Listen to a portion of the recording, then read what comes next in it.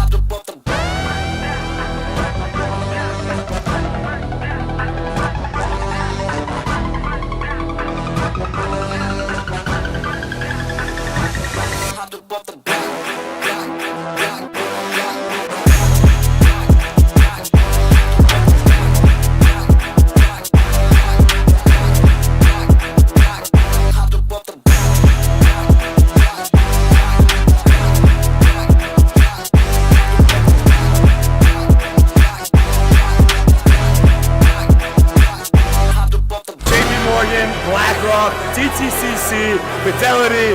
The entire thing was just institutions. It's next level. This industry is going to the next level. And guys, I don't know what else to say. I'm bullish. You said it, you finally said it. I'm so bullish. Andy's bullish, I'm bullish, we're bullish.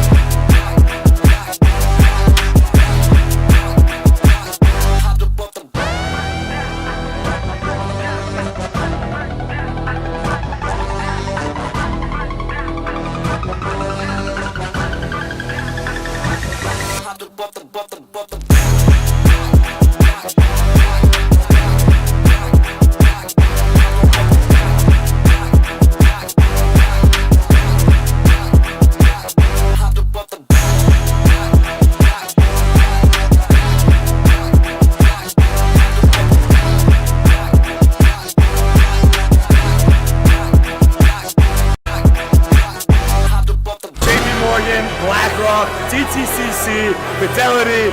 The entire thing was just institutions. It's next level. This industry is going to the next level. And guys, I don't know what else to say. I'm bullish. You said it, you finally said it. I'm so bullish. Andy's bullish, I'm bullish, we're bullish.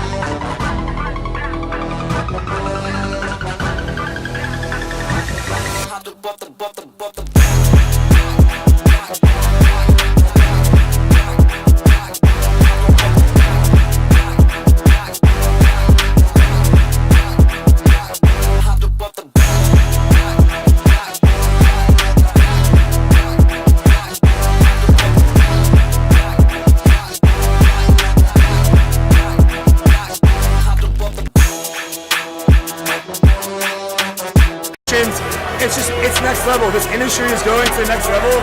And guys, I don't know what else to say. I'm bullish. You said it, you finally said it. I'm so bullish. Andy's bullish, I'm bullish, we're bullish.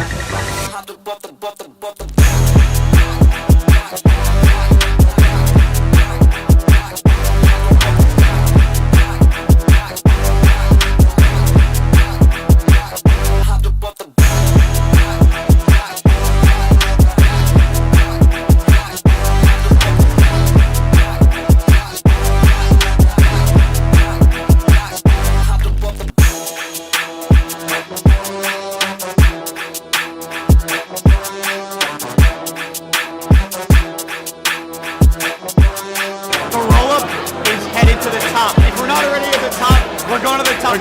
We're on 4th floor today. We're going to be on floor 1, and then we're headed straight to the moon, boys.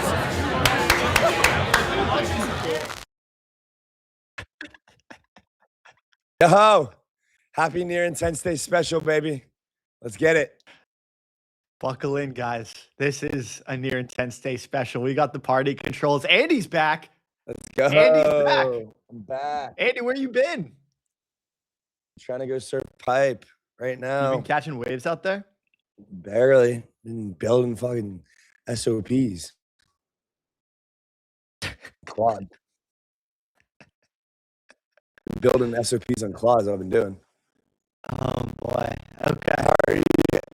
It's been pretty good. How's the week been? Week's been solid. Obviously, we had a bunch of good guests. Who did we have this week that was really, really solid? We had Rand from Zama come on, talk to us about FHE. They have over 20 million that they raised in their public sale, which is pretty legit. Yeah. And it's all like shielded. And so it's also very privacy oriented. Raised 20 mil. Well, they raised 100+ mil from VCs. They went and they raised another 20 from this community sale. And people are trying to back engineer. There's a lot of cool game theory around like this encrypted auction because you shield your bids before you make them. And so you can see certain elements, you can't see other elements. So no one knows like what the price of the token is, but everyone's placing bids into it. So it's a pretty interesting game theory as far as how much you should bid at what levels, and seems to have worked for them because they raised 20 mil. Who else was good this week? Oh, we had Omar from ZK Sync. Those guys are great, talking about RWAs. And then we had a good stabled up episode yesterday. DeFi Dave, who used to be at Frax, obviously stabled up, sponsored by Frax. Those guys are doing great over at Cap, and they released a bit of alpha on the show. So they're doing this stable drop. So it's kind of like, this financial experimentation seemed to kind of have like lost its lust over, like the last quarter, Q3, Q4. There was so much apathy. No one was really trying anything new. But this week, like the Zama guys are trying this new encrypted auction method. And then the Cap guys are doing an airdrop, but it's stable coins. So you don't have like this catch-22 of people dumping their stable coins as soon as they get it. They're literally just dropping stable coins to people.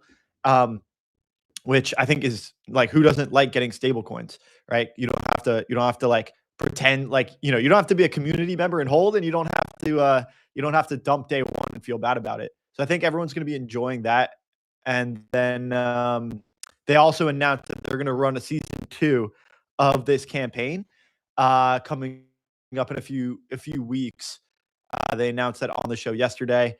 And I made the prediction. Look, I think people are actually going to really like this stable drop idea, and they're going to get a lot more traction for this season 2 Homestead campaign. So I think those guys are doing great work. Obviously, we've known Ben and Dave for a long time. They've kind of been, around the circuit when it comes to crypto projects, and it feels like they've got 500 million in Cap now. So it feels like this one is pretty sticky, and it's working well for them. Yeah, man. I mean, look, we've got the Near Intense mega stream today, and the Near Intense product has been so good. I've just been using it quite a bit, and really I've just found it to be incredibly good. So I'm really excited to have a full slate of guests today and see what the latest is from the Near Intense side of things. Pretty excited. Yeah, so we're going to hear from people kind of all around the cash world, which I think has been one of the most value creative things that they could do. Like, I'm sure you've seen these guys that are putting out like, the measures of wealth that they created for other people. I think it was Yana that put out like this Jeff Bezos like wealth list as of recently, put up a dashboard on Blockworks about, these people that have then created wealth for the rest of the people in their company and the equity and stakeholders. And frankly, I got like anyone who did well on Zcash, and you could even say the spillover effects of this privacy narrative kind of spilled over into Monero, even Dash, who we're going to have on in this first panel. They were also beneficiaries of this. And so I think it's almost immeasurable how much wealth Near Intense has created, because it opened up Zcash, and then that spilled over into Monero, into Dash, and ultimately reignited a lot of these privacy coins. Pretty cool. Definitely did. It was quite the run that a lot of them had been on. And I mean, the thing is, there was no way to get to Zcash prior to Near Intense going live. And so it's definitely good to have them be live, have them be active, and basically just like be able to create a easy, seamless cross-chain experience from different chains to different chains. Before we bring our first guest up, why don't we take a quick commercial break, and we'll be right back with our first slate.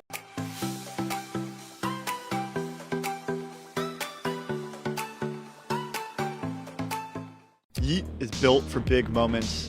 The most fun you'll ever have with your crypto. Go to yeet.com to yeet into your next game.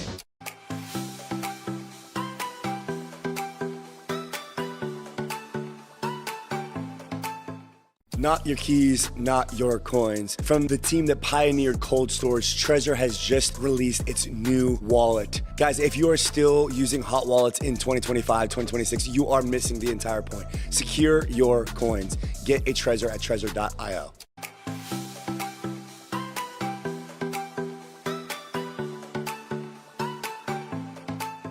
Go anywhere on-chain instantly with Relay.link. Relay is closing in on $10 billion transferred. Go to Relay.link to bridge your assets now.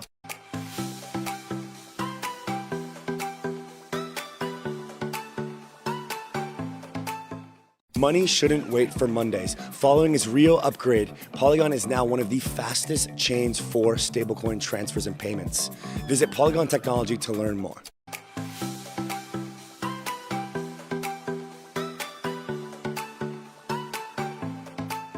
Kalshi is the world's largest prediction market. You can trade on anything in all 50 states. Go to kalshi.com to trade today.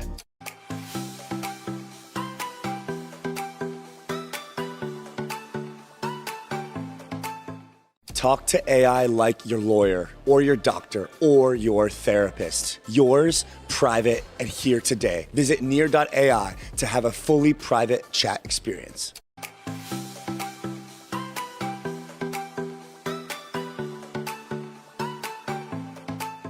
Havachi is fast and private perps trading, secured by ZK with Celestia underneath. Go to hibachi.xyz to start trading today.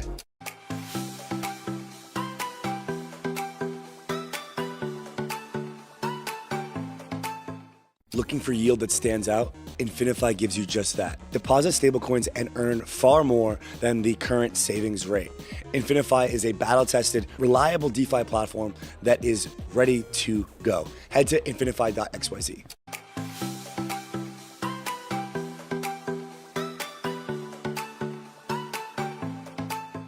Halliday is unified crypto payments. Give your users more wherever they are. Go to halliday.xyz to never write a smart contract again.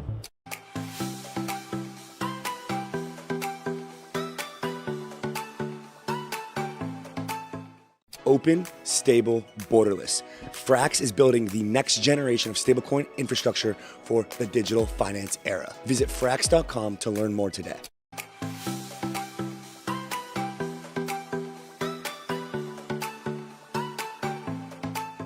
Yeet is built for big moments.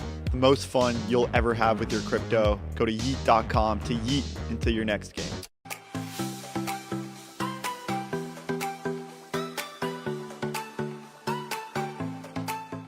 Not your keys, not your coins. From the team that pioneered cold storage, Trezor has just released its new wallet. Guys, if you are still using hot wallets in 2025, 2026, you are missing the entire point. Secure your coins. Get a Trezor at trezor.io.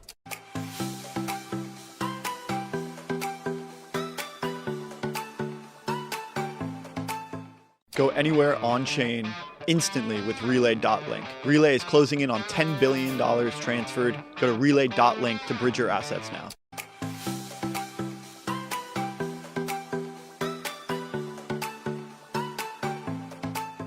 Money shouldn't wait for Mondays. Following its real upgrade, Polygon is now one of the fastest chains for stablecoin transfers and payments. Visit Polygon Technology to learn more.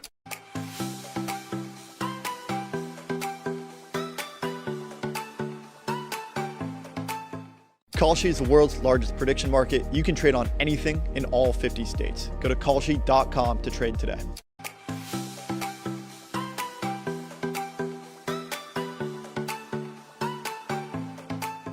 Talk to AI like your lawyer or your doctor or your therapist. Yours, private, and here today. Visit near.ai to have a fully private chat experience.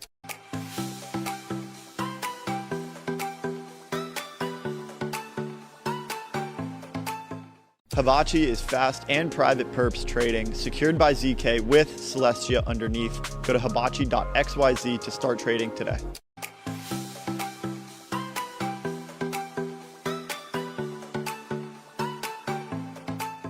Looking for yield that stands out? Infinify gives you just that. Deposit stablecoins and earn far more than the current savings rate. Infinify is a battle-tested, reliable DeFi platform that is ready to go. Head to infinify.xyz.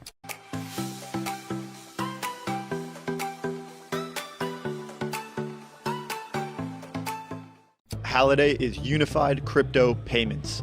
Give your users more wherever they are. Go to halliday.xyz to never write a smart contract again.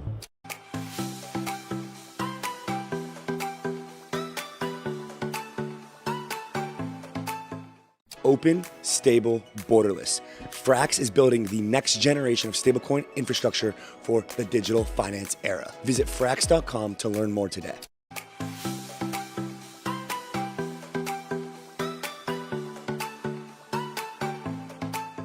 Yeet is built for big moments. The most fun you'll ever have with your crypto. Go to yeet.com to yeet into your next game.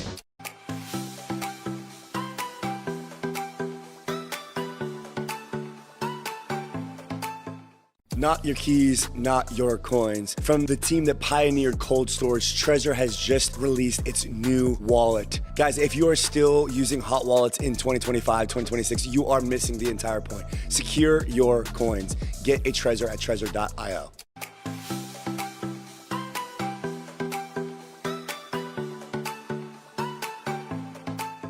Go anywhere on chain instantly with Relay.link. Relay is closing in on $10 billion transferred. Go to Relay.link to bridge your assets now.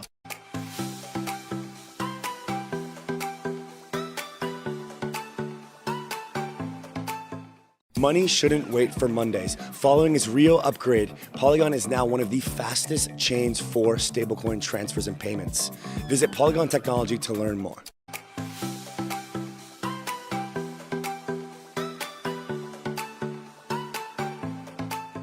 Kalshi is the world's largest prediction market. You can trade on anything in all 50 states. Go to kalshi.com to trade today.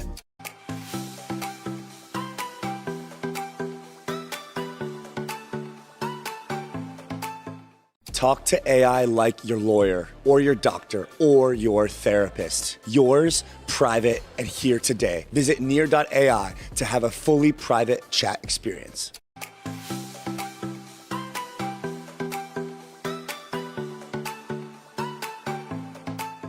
Hibachi is fast and private perps trading, secured by ZK with Celestia underneath. Go to hibachi.xyz to start trading today.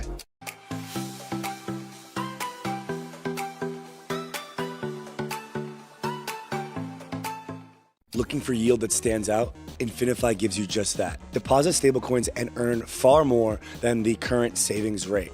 Infinify is a battle-tested, reliable DeFi platform that is ready to go. Head to infinify.xyz.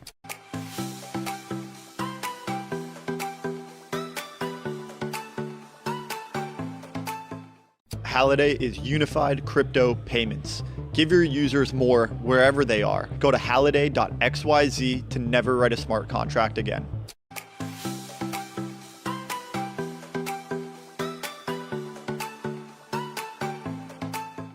Open, stable, borderless. Frax is building the next generation of stablecoin infrastructure for the digital finance era. Visit frax.com to learn more today.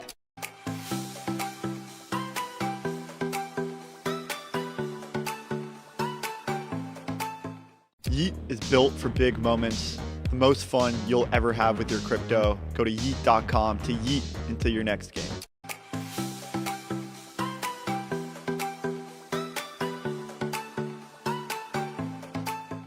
Not your keys, not your coins. From the team that pioneered cold storage, Trezor has just released its new wallet. Guys, if you are still using hot wallets in 2025, 2026, you are missing the entire point. Secure your coins. Get a Trezor at trezor.io.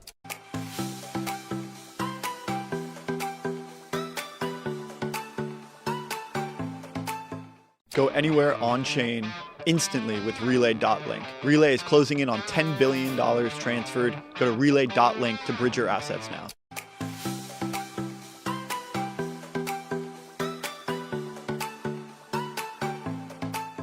Money shouldn't wait for Mondays. Following its real upgrade, Polygon is now one of the fastest chains for stablecoin transfers and payments.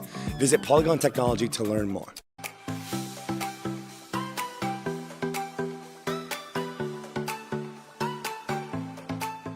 Kalshi is the world's largest prediction market. You can trade on anything in all 50 states. Go to kalshi.com to trade today.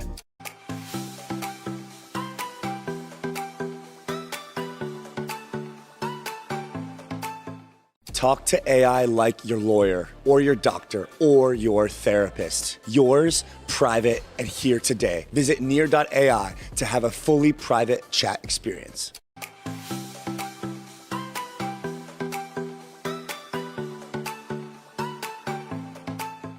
Havachi is fast and private perps trading, secured by ZK with Celestia underneath. Go to hibachi.xyz to start trading today.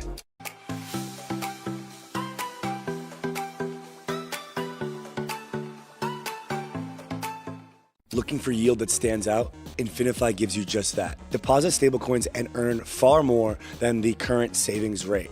Infinify is a battle-tested, reliable DeFi platform that is ready to go. Head to infinify.xyz.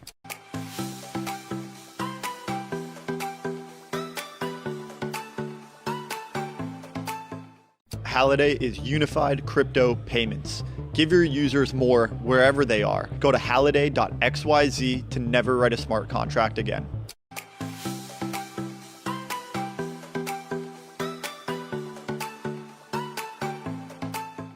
Open, stable, borderless. Frax is building the next generation of stablecoin infrastructure for the digital finance era. Visit frax.com to learn more today.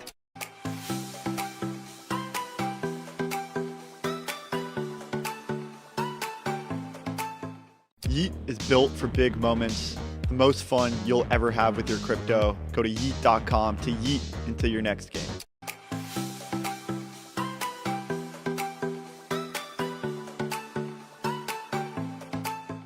Not your keys, not your coins. From the team that pioneered cold storage, Trezor has just released its new wallet. Guys, if you are still using hot wallets in 2025, 2026, you are missing the entire point. Secure your coins. Get a Trezor at trezor.io.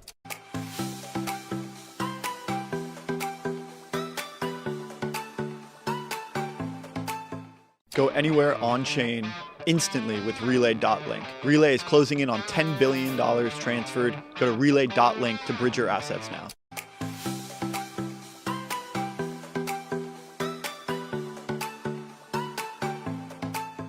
Money shouldn't wait for Mondays. Following its real upgrade, Polygon is now one of the fastest chains for stablecoin transfers and payments. Visit Polygon Technology to learn more.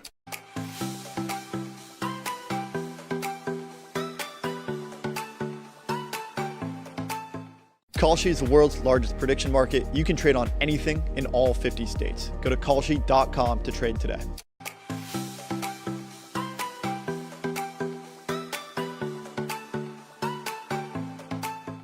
Talk to AI like your lawyer or your doctor or your therapist. Yours, private, and here today. Visit near.ai to have a fully private chat experience.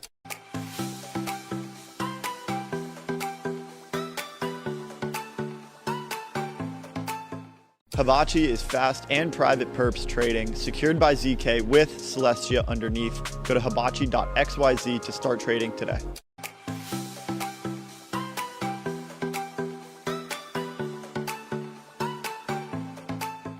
Looking for yield that stands out? Infinify gives you just that. Deposit stablecoins and earn far more than the current savings rate.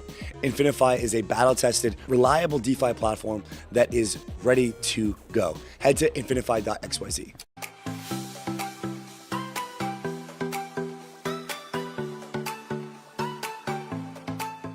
Halliday is unified crypto payments. Give your users more wherever they are. Go to halliday.xyz to never write a smart contract again.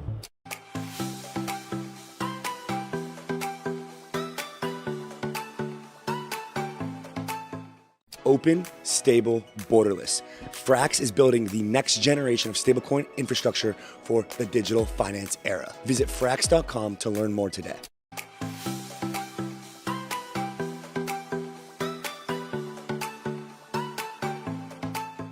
Yeet is built for big moments. The most fun you'll ever have with your crypto. Go to yeet.com to yeet into your next game.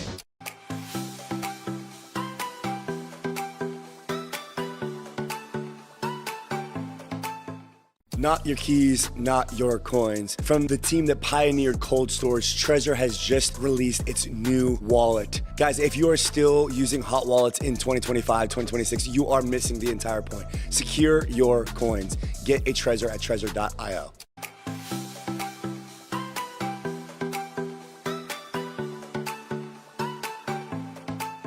Go anywhere on chain instantly with Relay.link. Relay is closing in on $10 billion transferred. Go to Relay.link to bridge your assets now.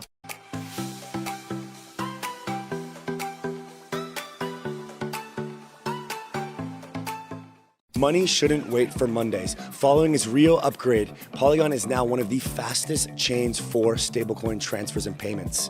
Visit Polygon Technology to learn more.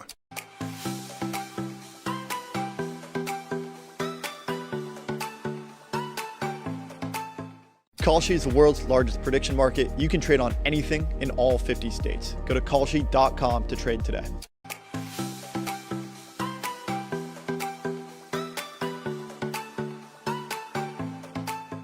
Talk to AI like your lawyer or your doctor or your therapist. Yours, private, and here today. Visit near.ai to have a fully private chat experience.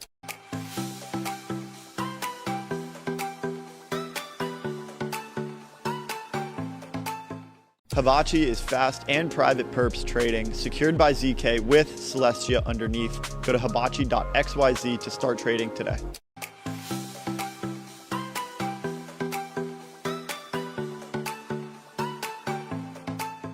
Looking for yield that stands out? Infinify gives you just that. Deposit stablecoins and earn far more than the current savings rate. Infinify is a battle-tested, reliable DeFi platform that is ready to go. Head to infinify.xyz.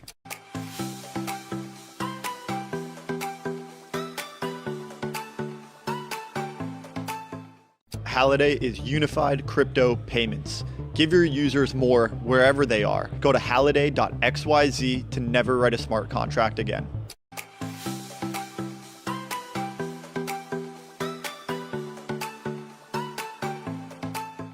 Open, stable, borderless. Frax is building the next generation of stablecoin infrastructure for the digital finance era. Visit frax.com to learn more today.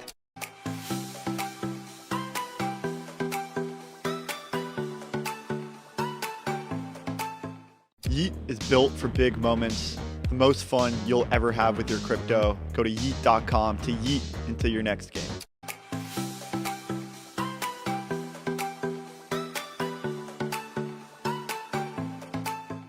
Not your keys, not your coins. From the team that pioneered cold storage, Trezor has just released its new wallet. Guys, if you are still using hot wallets in 2025, 2026, you are missing the entire point. Secure your coins. Get a Trezor at trezor.io.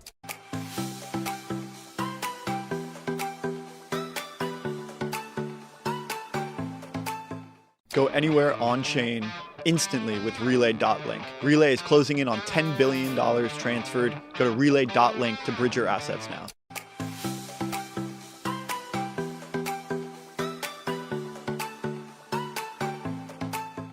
Money shouldn't wait for Mondays. Following its real upgrade, Polygon is now one of the fastest chains for stablecoin transfers and payments. Visit Polygon Technology to learn more.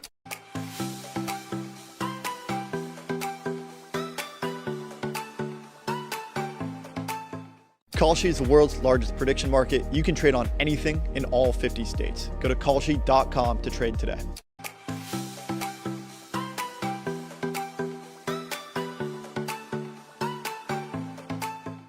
Talk to AI like your lawyer or your doctor or your therapist. Yours, private, and here today. Visit near.ai to have a fully private chat experience.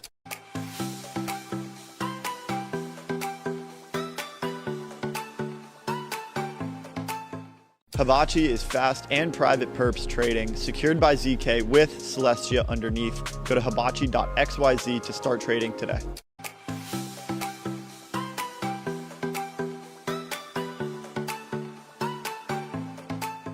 Looking for yield that stands out? Infinify gives you just that. Deposit stablecoins and earn far more than the current savings rate. Infinify is a battle-tested, reliable DeFi platform that is ready to go. Head to infinify.xyz.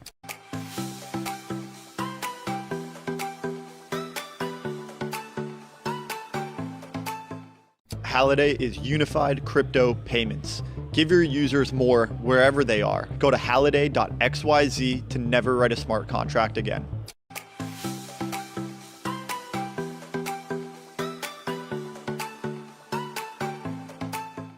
Open, stable, borderless. Frax is building the next generation of stablecoin infrastructure for the digital finance era. Visit frax.com to learn more today.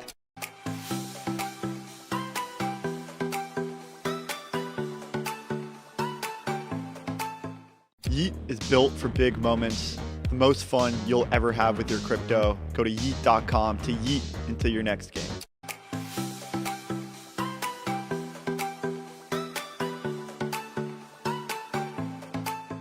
Not your keys, not your coins. From the team that pioneered cold storage, Trezor has just released its new wallet. Guys, if you are still using hot wallets in 2025, 2026, you are missing the entire point. Secure your coins. Get a Trezor at trezor.io.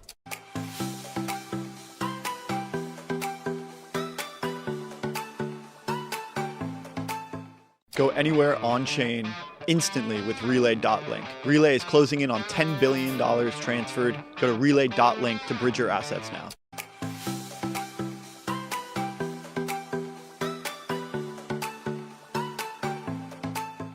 Money shouldn't wait for Mondays. Following its real upgrade, Polygon is now one of the fastest chains for stablecoin transfers and payments. Visit Polygon Technology to learn more.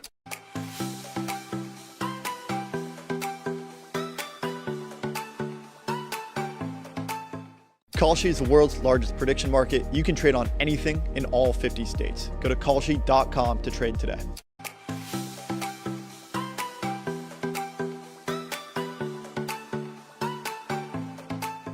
Talk to AI like your lawyer or your doctor or your therapist. Yours, private, and here today. Visit near.ai to have a fully private chat experience.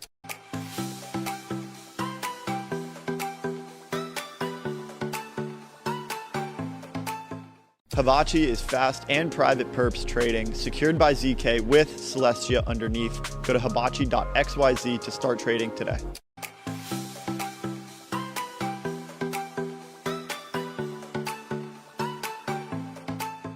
Looking for yield that stands out? Infinify gives you just that. Deposit stablecoins and earn far more than the current savings rate. Infinify is a battle-tested, reliable DeFi platform that is ready to go. Head to infinify.xyz.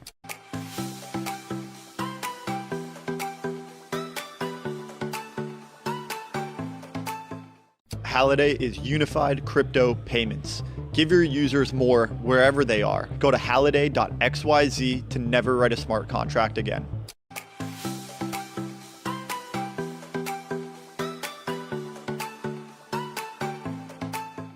Open, stable, borderless. Frax is building the next generation of stablecoin infrastructure for the digital finance era. Visit frax.com to learn more today.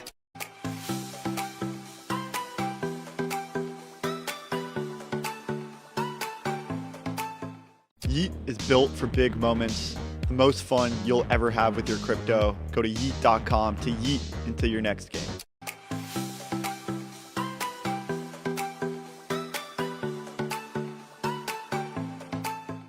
Not your keys, not your coins. From the team that pioneered cold storage, Trezor has just released its new wallet. Guys, if you are still using hot wallets in 2025, 2026, you are missing the entire point. Secure your coins. Get a Trezor at trezor.io.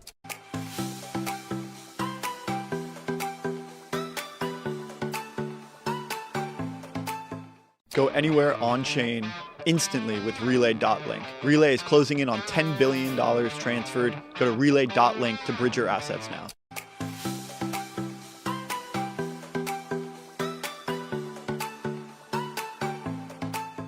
Money shouldn't wait for Mondays. Following its Rio upgrade, Polygon is now one of the fastest chains for stablecoin transfers and payments.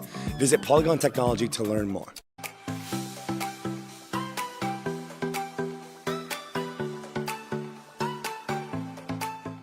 Kalshi is the world's largest prediction market. You can trade on anything in all 50 states. Go to Kalshi.com to trade today.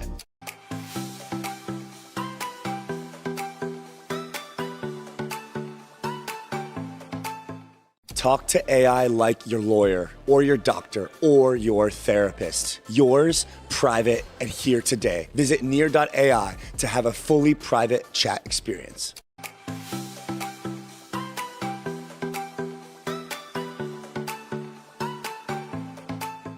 Hibachi is fast and private perps trading, secured by ZK with Celestia underneath. Go to hibachi.xyz to start trading today.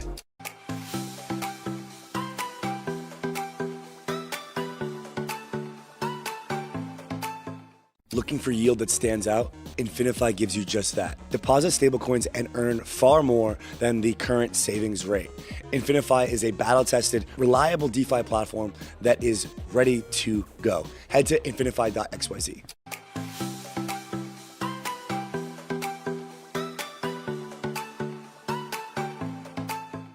Halliday is unified crypto payments. Give your users more wherever they are. Go to halliday.xyz to never write a smart contract again.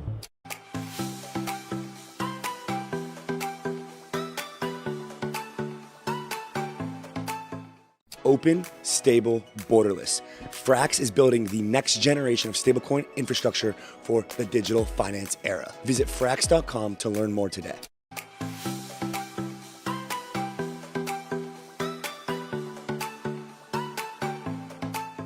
Yeet is built for big moments.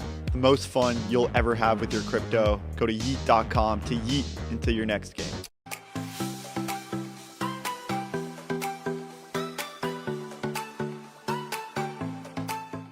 Not your keys, not your coins. From the team that pioneered cold storage, Trezor has just released its new wallet. Guys, if you are still using hot wallets in 2025, 2026, you are missing the entire point. Secure your coins. Get a Trezor at trezor.io.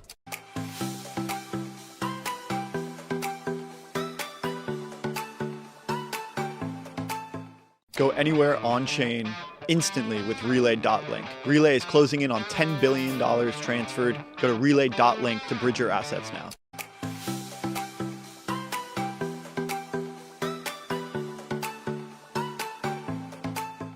Money shouldn't wait for Mondays. Following its Rio upgrade, Polygon is now one of the fastest chains for stablecoin transfers and payments.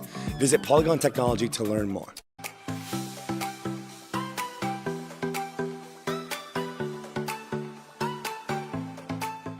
Kalshi is the world's largest prediction market. You can trade on anything in all 50 states. Go to Kalshi.com to trade today.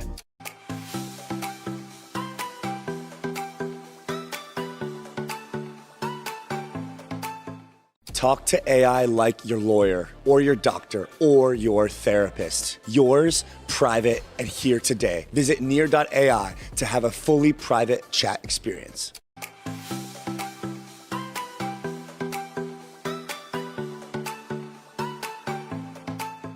Hibachi is fast and private perps trading, secured by ZK with Celestia underneath. Go to hibachi.xyz to start trading today.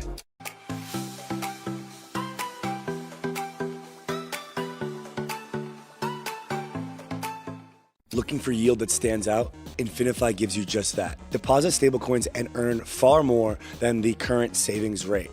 Infinify is a battle-tested, reliable DeFi platform that is ready to go. Head to infinify.xyz.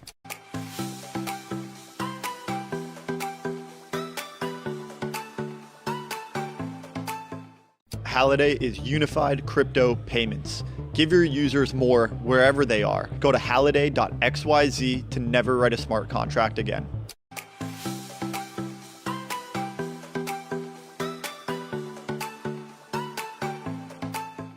Open, stable, borderless. Frax is building the next generation of stablecoin infrastructure for the digital finance era. Visit frax.com to learn more today.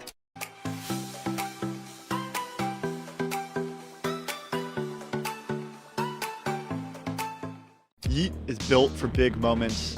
The most fun you'll ever have with your crypto. Go to yeet.com to yeet into your next game.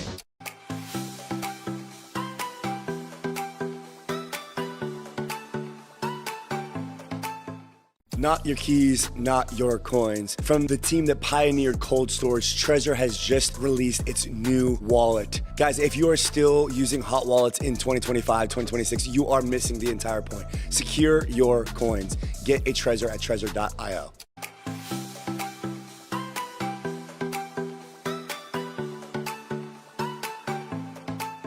Go anywhere on-chain instantly with Relay.link. Relay is closing in on $10 billion transferred. Go to Relay.link to bridge your assets now.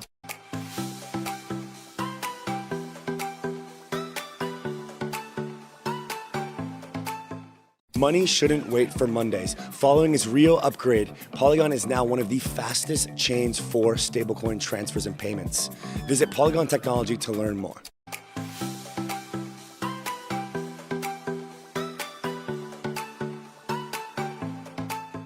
Kalshi is the world's largest prediction market. You can trade on anything in all 50 states. Go to kalshi.com to trade today.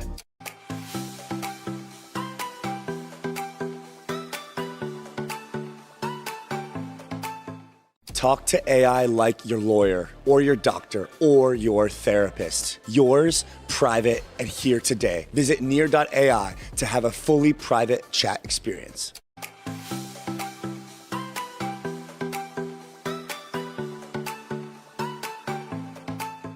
Havachi is fast and private perps trading, secured by ZK with Celestia underneath. Go to hibachi.xyz to start trading today.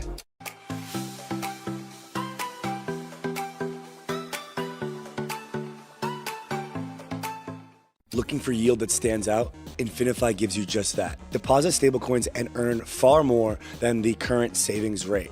Infinify is a battle-tested, reliable DeFi platform that is ready to go. Head to infinify.xyz.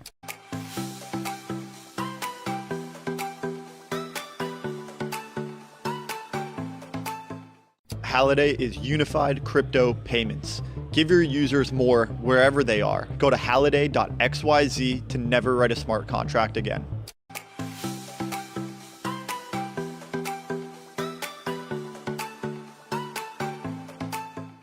Open, stable, borderless. Frax is building the next generation of stablecoin infrastructure for the digital finance era. Visit frax.com to learn more today.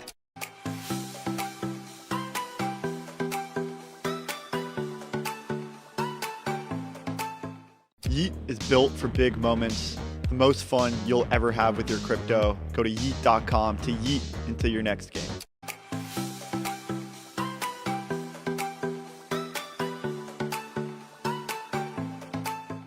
Not your keys, not your coins. From the team that pioneered cold storage, Trezor has just released its new wallet. Guys, if you are still using hot wallets in 2025, 2026, you are missing the entire point. Secure your coins. Get a Trezor at trezor.io.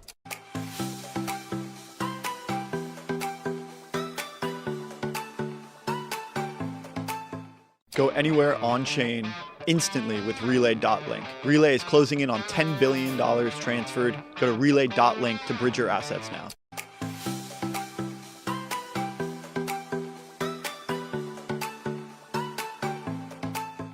Money shouldn't wait for Mondays. Following its real upgrade, Polygon is now one of the fastest chains for stablecoin transfers and payments. Visit Polygon Technology to learn more.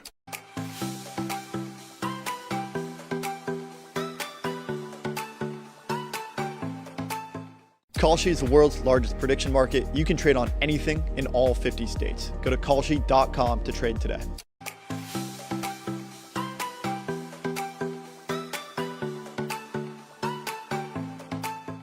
Talk to AI like your lawyer or your doctor or your therapist. Yours, private, and here today. Visit near.ai to have a fully private chat experience.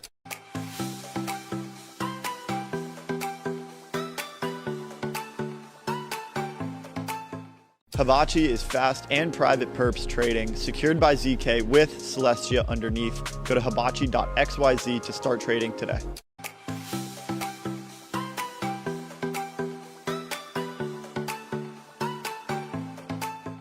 Looking for yield that stands out? Infinify gives you just that. Deposit stablecoins and earn far more than the current savings rate.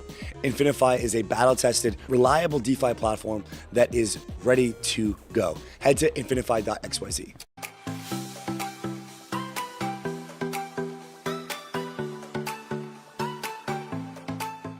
Halliday is unified crypto payments. Give your users more wherever they are. Go to halliday.xyz to never write a smart contract again.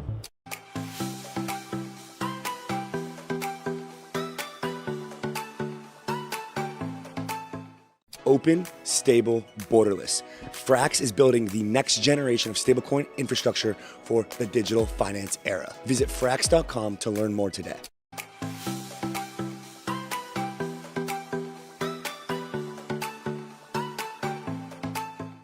Yeet is built for big moments. The most fun you'll ever have with your crypto. Go to yeet.com to yeet into your next game.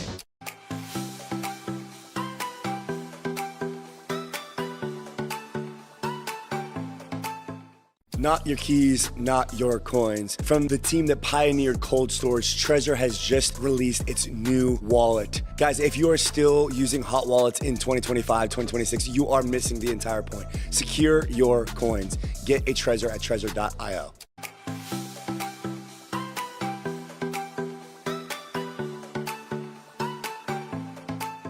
Go anywhere on-chain instantly with Relay.link. Relay is closing in on $10 billion transferred. Go to Relay.link to bridge your assets now.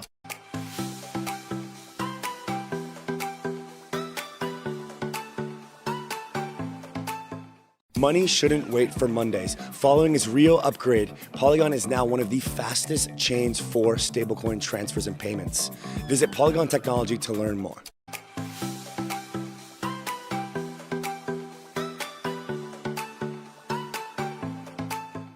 Kalshi is the world's largest prediction market. You can trade on anything in all 50 states. Go to kalshi.com to trade today.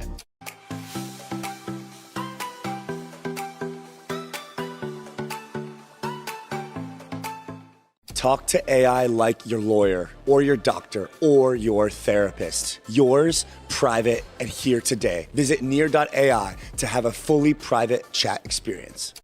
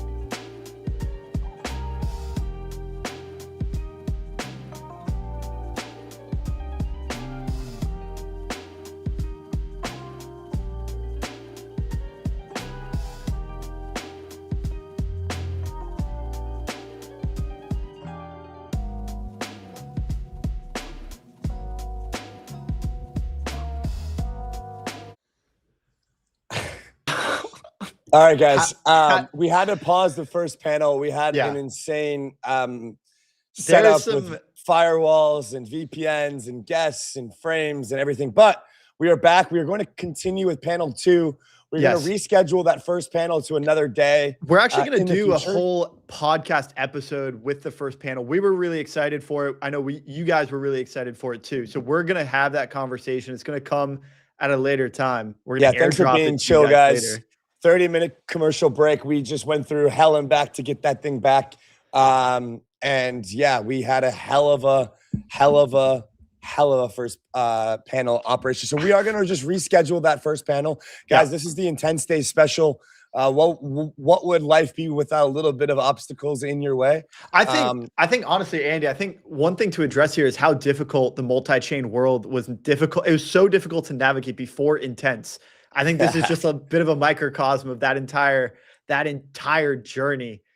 Because I remember bridging from multiple different providers, bridging hacks all over the place. Now we have easy to use UX solutions. So we're still integrating those easy to use UX solutions. But the idea here is that we're going to get those integrated before our next panel. We know you guys have been exposed to quite a few commercials on the show. So we're going to save any more commercials from you guys only if we absolutely have to. We're going to go to commercials, and we're going to do our best to bring you guys a great Intense Day special. Yeah, and we'll bring the first panel back shortly at some point in the near future. It was good to have them on. We were in the back. We didn't want to go without getting Ilya up, but we are good to go now. And we have panel 2 coming up. Panel 2 is Intense and Apps. We are going to be talking with some of the best application builders in Intense, talking about how abstraction changes how users interact with applications. We've got Alex Shevchenko from Near Intense, Anna from CowSwap, VibeHub from Socket, and we have PaperX Art, the CEO of ThorSwap. So should be a great, fun second panel talking about Intense and apps, and ready to go there. So guys, we'll get them up here in just a few minutes, and we're back. It's Thursday, January 22nd. Thank you guys for being here. I want to before we have our panel guests join, and I know we're getting them set up, I have the Dune dashboard for Near Intense in front of me. Maybe you guys have it as well, but let me just read off some of these stats because it's pretty incredible what Near was able to do. Obviously, and Ilya's come on the show before and has said this, the vision for Near is a primarily AI-centric blockchain. Yep. As a means to accomplish that end, Near had to do all of the blockchain infrastructure work that is necessary to stand up a proper blockchain. So what they do, they went and they launched, payment rails. They launched the blockchain because they realized that is what tool is necessary for AI. Then they went and they launched, their private privacy-enabled features around this, both on the AI side and the blockchain side. The Intense product, and we're going to talk about how much product market fit it's been able to experience, is only a consequence of them trying to accomplish their goals in AI. So sometimes I think it's just incredible that Near, being an AI first company, is still able to find all kinds of product market fit in the blockchain space, despite being an AI first company. Let me just frame what I mean here. All-time volume has recently eclipsed $10 billion. It's at 10.6 billion in terms of all-time volume through Near Intense. Wow. Absolutely incredible. The top 2 tokens through Near Intense are USDT and USDC. These are obviously like the engine, the lifeblood of a lot of token economies. No surprise here, but oftentimes when we're measuring how healthy a blockchain economy is, you have to look at the stablecoin supply, and it's not just meme coin vaporware with one holder. It's not RWA HELOCs with one holder. This is real like retail volume. It showcases the breadth of this product and the distribution of it. Volume in the past 24 hours, $120 million in 24-hour volume, 670 million in the past week.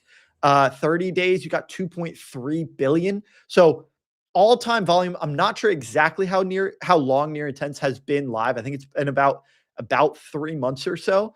to say, to go from 0 to 10 billion in 3 months is absolutely fantastic. Yeah. It's generated almost $20 million of fees, $18 million of fees. And if you guys have listened to the show and you've heard Ilya and you've heard some of the other guys from the Near team, you know that they've got some very interesting plans as far as how they're going to reallocate and distribute these fees. Yep. Nothing is public yet, but we have a suspicion that that's going to be really, really positive for the entire ecosystem. 16 million total swaps, 117,000 unique users in the last 7 days, and 569,000 unique users in the past 30 days. Yep. Man, it's pretty insane. I mean, it's pretty insane. It is incredible. And I've used it so many times to do swaps from like Sol to ETH or ETH to Sol or Near chain, Zcash, Bitcoin. Actually, I've actually taken ETH from ETH chain, put it into Bitcoin onto a kind of like hard ledger, like a hardware wallet. It's been super easy. Yeah, I mean, I'm excited. I'm excited to have our next panel up. And yeah, ready to get the panel 2, which is Intents and Apps, on air and get the rest of this marathon mega stream started. Rob, it's been a journey here for the first hour, but that's not going to stop us from getting the next set of guests up. Absolutely not. Absolutely not. I mean, I'm pretty excited. Let's take a look at the panelists for our next panel. Panel 2. Let's have a look here. We've got Alex from the Near Intents team. This guy was instrumental in building out this product where we just read out, how incredible the stats are. Over $10 billion of volume flowing through it. So we're going to have Alex from the Near Intents team. We're also going to have Anna from CowSwap. She's going to join shortly. We're going to get Alon from ThorSwap, which is another fascinating project that is experiencing particular growth as a result of Near Intents. And then finally, we're going to get Socket. We're going to get Vibhav up on the show as well. I think we're going to start with Alex and Alan. Okay. And we're going to roll into Anna and Vibhav once they are ready to go. Everyone is on the 24/7 crypto schedule here. So we're just going to get this show started, get the next guest on, and get Alan and Vibhav in. Alan and Alex in the show. There we go. Alex, welcome. Guys, welcome to the show. Hi, guys. Always nice meeting you and seeing you and being with you in person. Yeah. Well, not in person, but online on the same stream. Oh, yeah. Yeah, man. It's a pleasure, man. It's a pleasure. Hey, guys. Hey. Pleased to be here. Absolutely. Guys, we've had a doozy here. Our first panel got rugged, unfortunately. So you guys are our first guests of the day. It's a pleasure to see you guys. Why don't we start quick round of intros, and then we're gonna dig into apps, intents, and just broadly this Near Intents ecosystem. Alex, why don't we start with you? Yeah. Hello, everybody. If because of some reason you haven't seen me over the past 10 years of me being in crypto, I'm mostly techie, building for 10 years different infrastructure in the blockchain vertical. Responsible for a Rainbow Bridge, the first decentralized bridge that was launched, and permissionless and trustless. And then I also launched the project that is called Aurora. That's the EVM solution on top of Near, and now I'm a GM, or the guy who is responsible for everything around the Near Intents. And Alan, welcome to the show, man. I know it's your first time calling in. Yep. Really pleased to be here. Yeah, my name is Alan, better known as PaperX. I've been with ThorSwap since 2021, and currently lead contributor at ThorSwap. So yeah, we started as you guys know, one of the first Bitcoin dexes, going from Bitcoin to Ethereum on Thorchain, and now we're a meta aggregator of different cross-chain protocols, but very much still focused on connecting Bitcoin to anything to Bitcoin in a decentralized manner. So yeah, Near Intents is one of our newer protocols that we integrated last year in late June, but we were able to do over 300 million in volume in under 6 months, thanks to the really awesome technology of Intents and yeah, and the new chains we managed to integrate over that period. So yeah, super excited to be here and talk about all things, application wise, for consumers, and just bringing DeFi to everyone. Yeah, man. Alex, Alan, thanks for joining us. Alan, starting with you with regards to this cross-chain swap landscape that you kind of laid out that you guys have built so well with ThorSwap and ThorChain.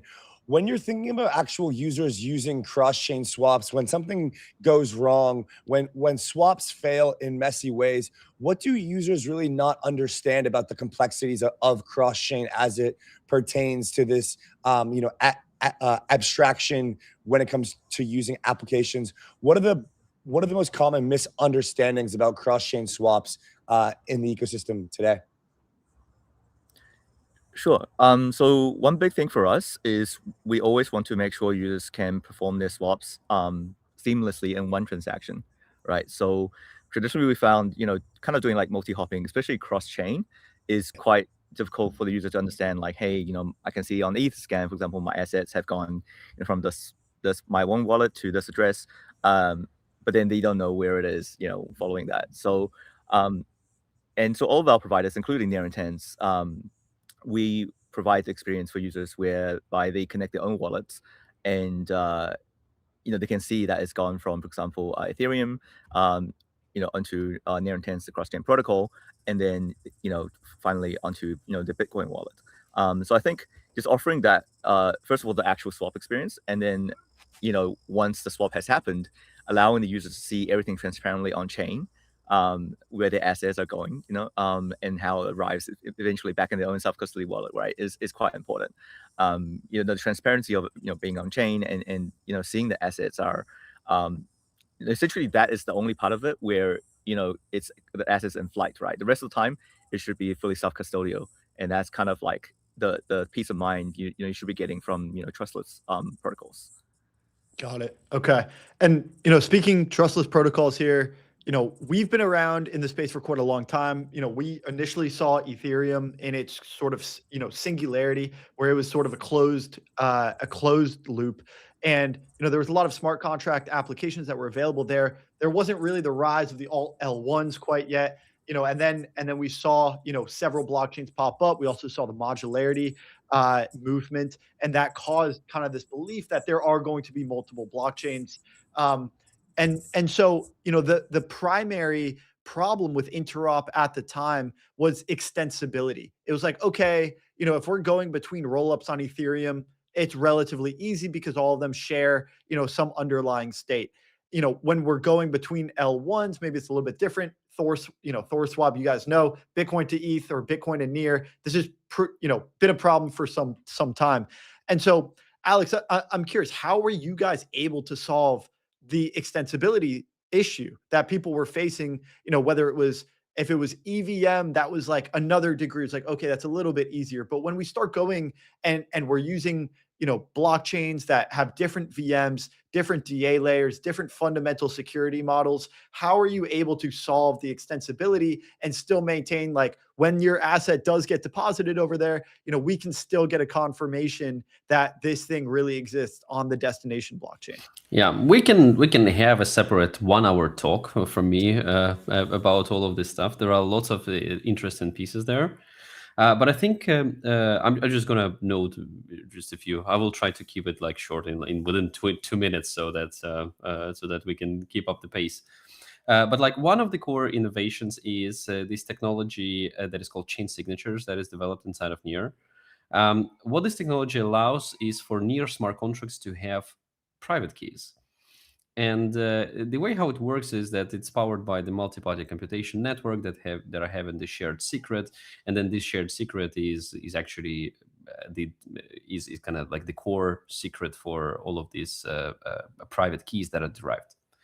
But fundamentally, what this allows us to do is for the Near smart contracts, having these keys means that they are able to authenticate themselves. These can be like API keys for call of the APIs, or alternatively, they are able to have wallets on different blockchains. And these wallets on different blockchains can become like treasury accounts for people who are willing to move funds inside of Near and outside. That's why on top of chain signatures, we've developed a bridge that is called OmniBridge, and this is like the properly designed bridge. This is like a next step after the Rainbow Bridge that was developed previously, but it was supporting only Ethereum mainnet and Near. And once you have this super powerful system that allows you to move assets from any chains to Near, then suddenly you understand that any asset is able to exist on Near, or like it just exists on Near. It means that any DeFi primitive that you're gonna build on Near, whether it is a swap-in settlement protocol, or it is a lending protocol, or it is Vault, or anything else, prediction market, now suddenly these applications are all becoming natively cross-chain because they're able to work with all of these assets. That's the core part. That's the core innovation that led us to this model, and super happy for that moment in time when we started to figure out how to deliver this. And I mean, Alan, you guys, yeah, right. yeah, you early on realized that we're gonna have to solve interoperability, and so I'm just curious, from the perspective over at ThorSwap, did you guys take a similar approach to kind of, obviously, Alex, you talked about chain signatures and OmniBridge and sort of these layers, that are built on top of some of the underlying infrastructure for the interop. What was the approach that you took over at ThorSwap? Alan, how did you build this? You guys have been around a long time as well. And I see that there's probably multiple paths that ultimately get us to a similar destination. Can you describe, and then ultimately you guys ended up implementing Near Intents underneath. Give us a before and after picture of ThorSwap, before and after Near Intents. And welcome our new guests to the panel, guys. Welcome on. Alan, please. Okay, sure. Yeah, I'm sure Alex can go on for an hour about intents.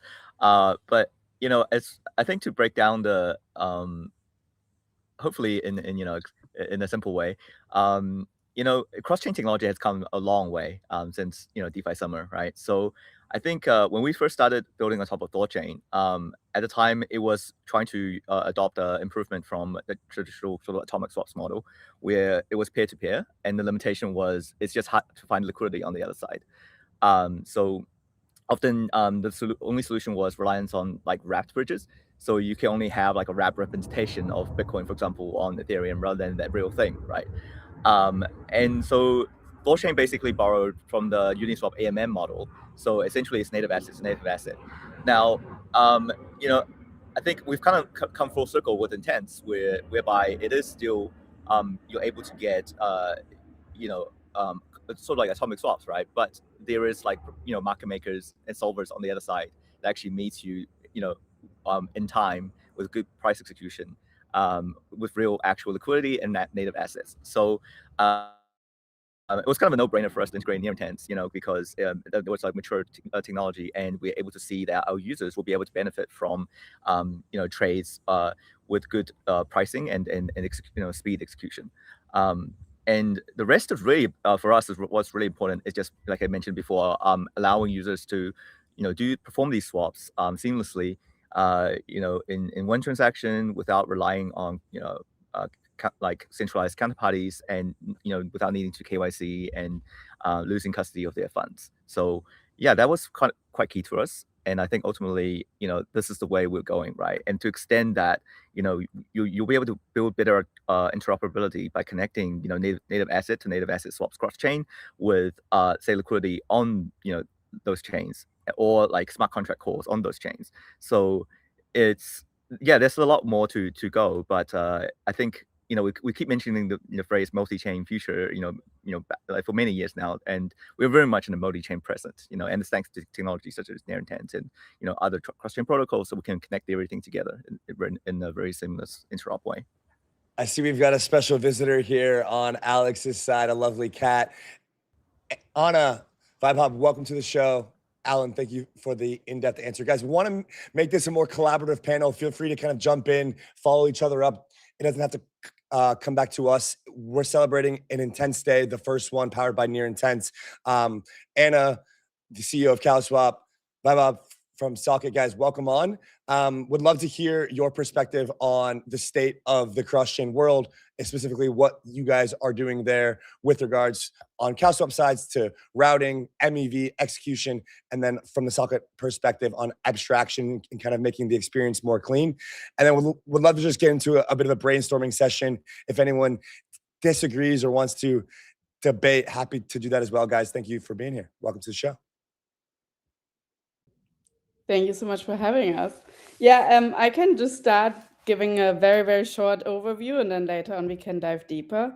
But yeah, since half a year, a little longer, essentially on CalSwap, we have enabled this experience for users in a single interaction with the CalSwap UI to be able to not only do a swap, but then also bridge over to a different network. And we actually started with integrating Bungee as our very first partner, and then started to expand on it by also integrating near intents. And essentially what we do is user just in a very easy way is able to decide what tokens they want to receive on the destination chain, pick that, and then in the background we pick currently what's basically the best price execution for them. This is being shown to the user, and then in a single interaction with our UI they can sign the transaction and it's being executed on their behalf. And yeah, so basically the idea is to really make it simple, not having users to wait and coming back later, but being able in one go to exactly decide what they want to do, and then have the peace of mind that eventually they receive the tokens on the target chain. Yeah, makes sense, and big fan of CalSwap and near intents over here. I love to use both of them. Vaibhav, I got a question for you, man. You've been around, and seen the evolution of a lot of cross-chain infrastructure over at Socket.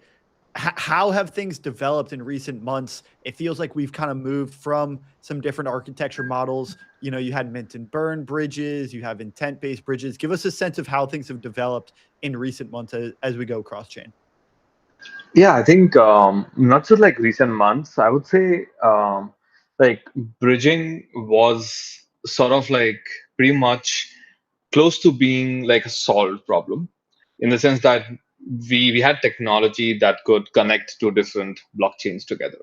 That's why, like, for us, we were focused on like, how do we now make products that feel like you are just interacting with assets without even knowing what chains they are on. People just often want to buy BTC in a fully self-custodial manner. They don't actually give a fuck about the BTC chain itself. Like, they don't need to give a fuck about it. People just want to buy assets. And I think the technology is at a point where you can do that. And I think the interesting part about how the space has evolved is all of us have realized that there are different solutions tackling at like different, taking different trade-offs for a particular segment, right? So there's a line of like spectrum, and people just like lie at particular points in the spectrum. And I think what we realized was that, hey, ultimately combining all of them under a single abstraction layer is what people actually want.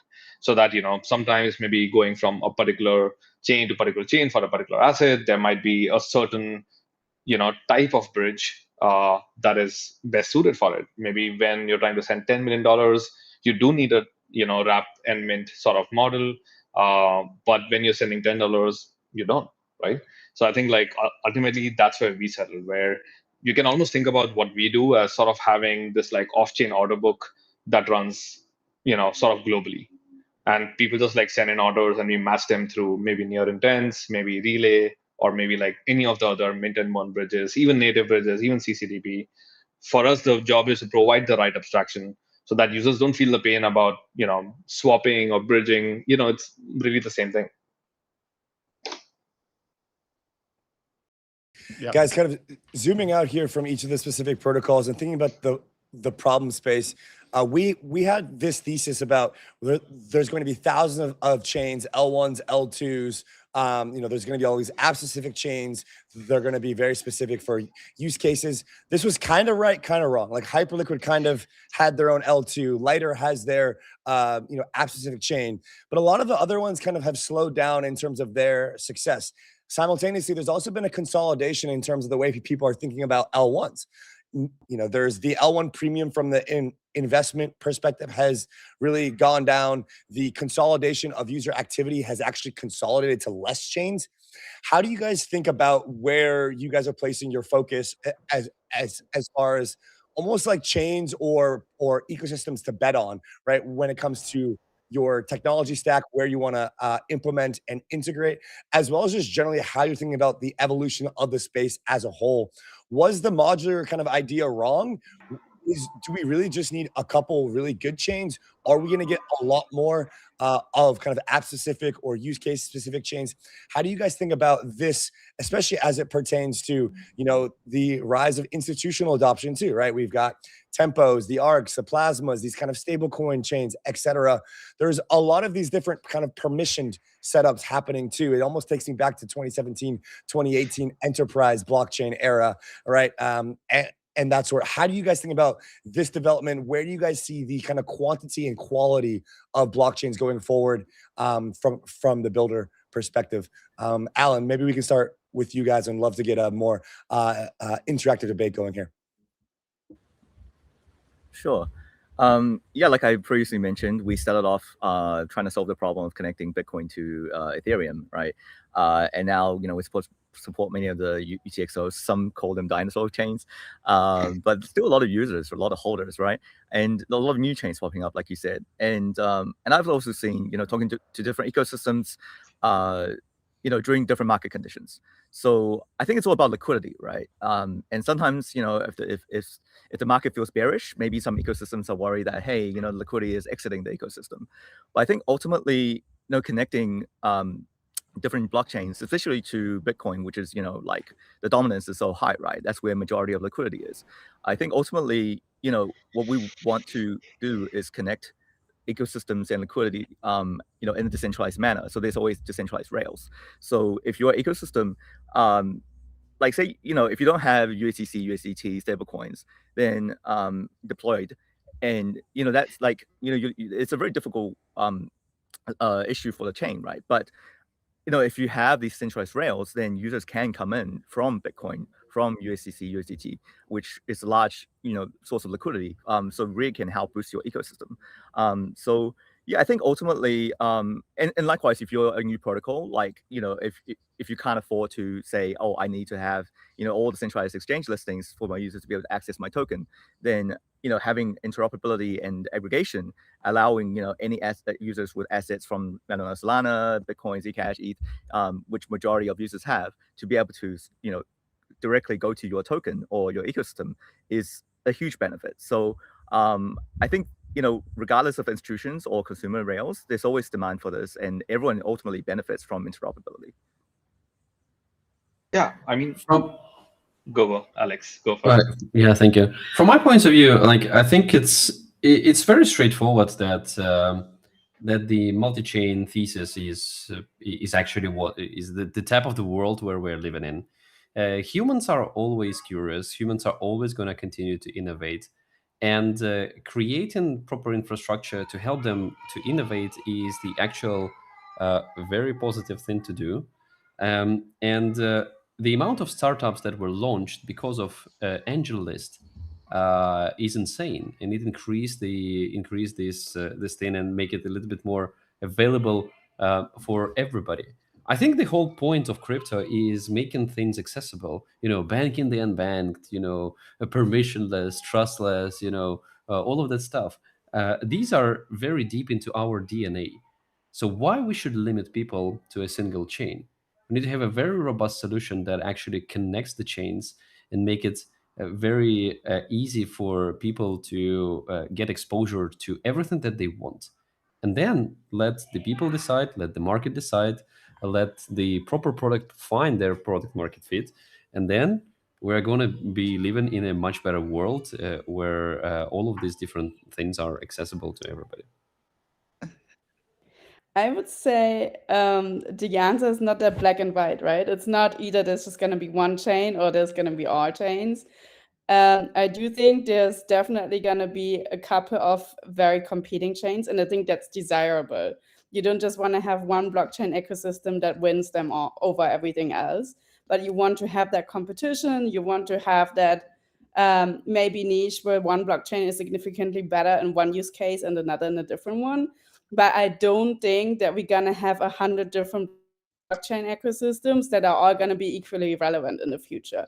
So while it is good to keep them interconnected, I do think if you have limited capacities, probably if you focus on the major 10 or whatever, you basically cover the majority share of the market. So I would say there is definitely an explosion, but there will be some dominance by some ecosystems, and by covering those majority ones, you cover them like 90% or so of the market.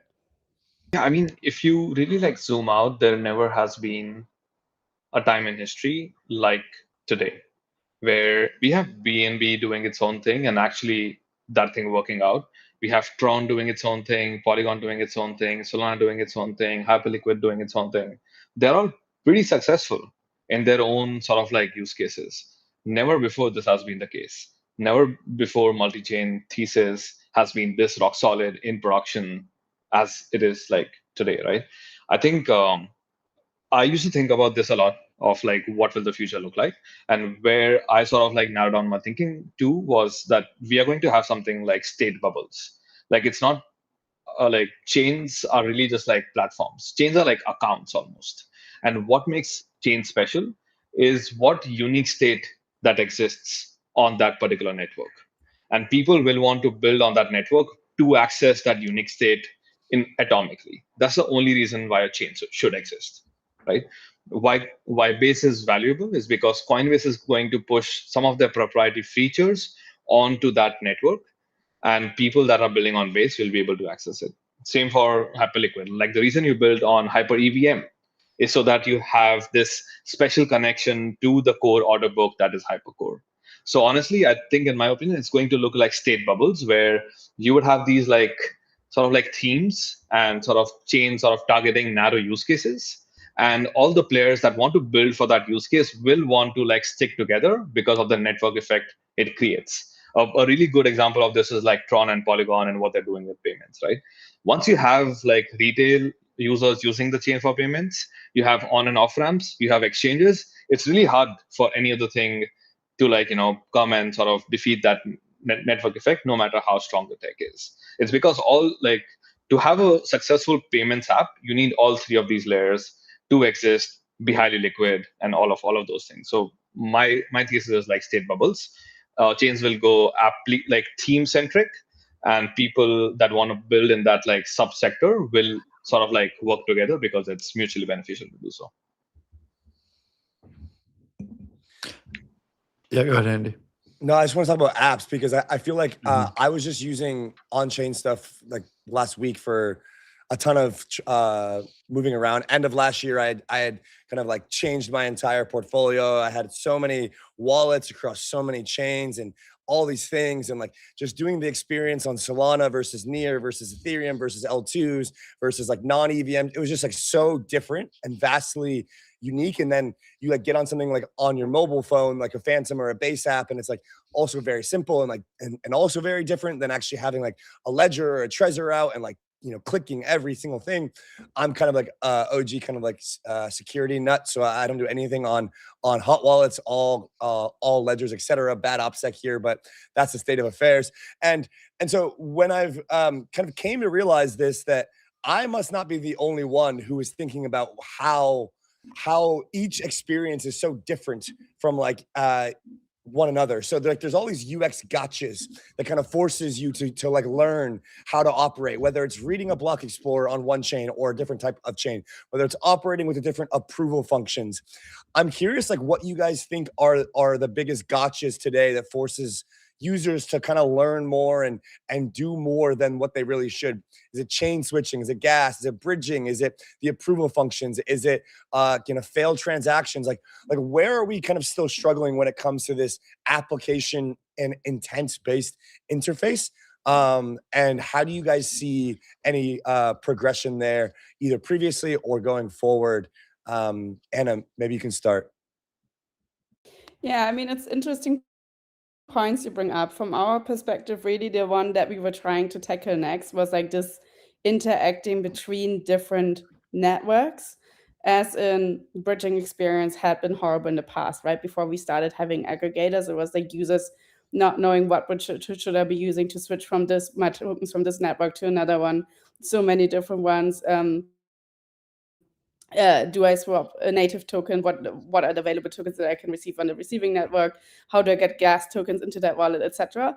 Like that was just time consuming to do the research, and then on top of that, depending on what bridge solution you ended up using, also just time consuming, and for some people probably anxiety inducing until you actually start receiving the tokens on that destination chain. So that, in my view, was kind of the biggest hurdle that needed to be tackled, and now with help of bridge aggregators, that has significantly improved. I had a hot take on one of the points you mentioned. I don't know if people necessarily agree, but you mentioned one thing could also be that people have issues with setting approvals, etc. I think that might be a hot take, but I still am worried that a majority of users today, obviously there's the OGs who are more taking care of what they actually do, what they sign as in transaction, but I do believe the majority of users, at least of the new users that come in, you can't really expect them to do that due diligence themselves. Like they just want to have a smooth experience, and they want to make sure that whatever they do on chain is secure, even if they don't fully understand what is the underlying transaction and how it's decoded. So you're saying that new users are just infinitely they're approving this infinite amount of tokens in their wallet, and they're not really paying attention to like how much they're approving for a particular smart contract? Is my assumption, yes. Yeah, This is a default behavior for almost all of the DeFi applications. Uh-huh. Just to get the infinite approval.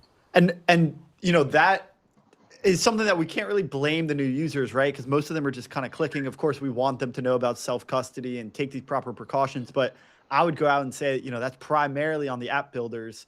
And so, I think that's a great example. But I wanted to build on that and say, given the new state of affairs, the new interop solutions that we have, all of the work that's been done, over the last few years in this space, what do you think for the new app builders? There's these neobanks, all of these things.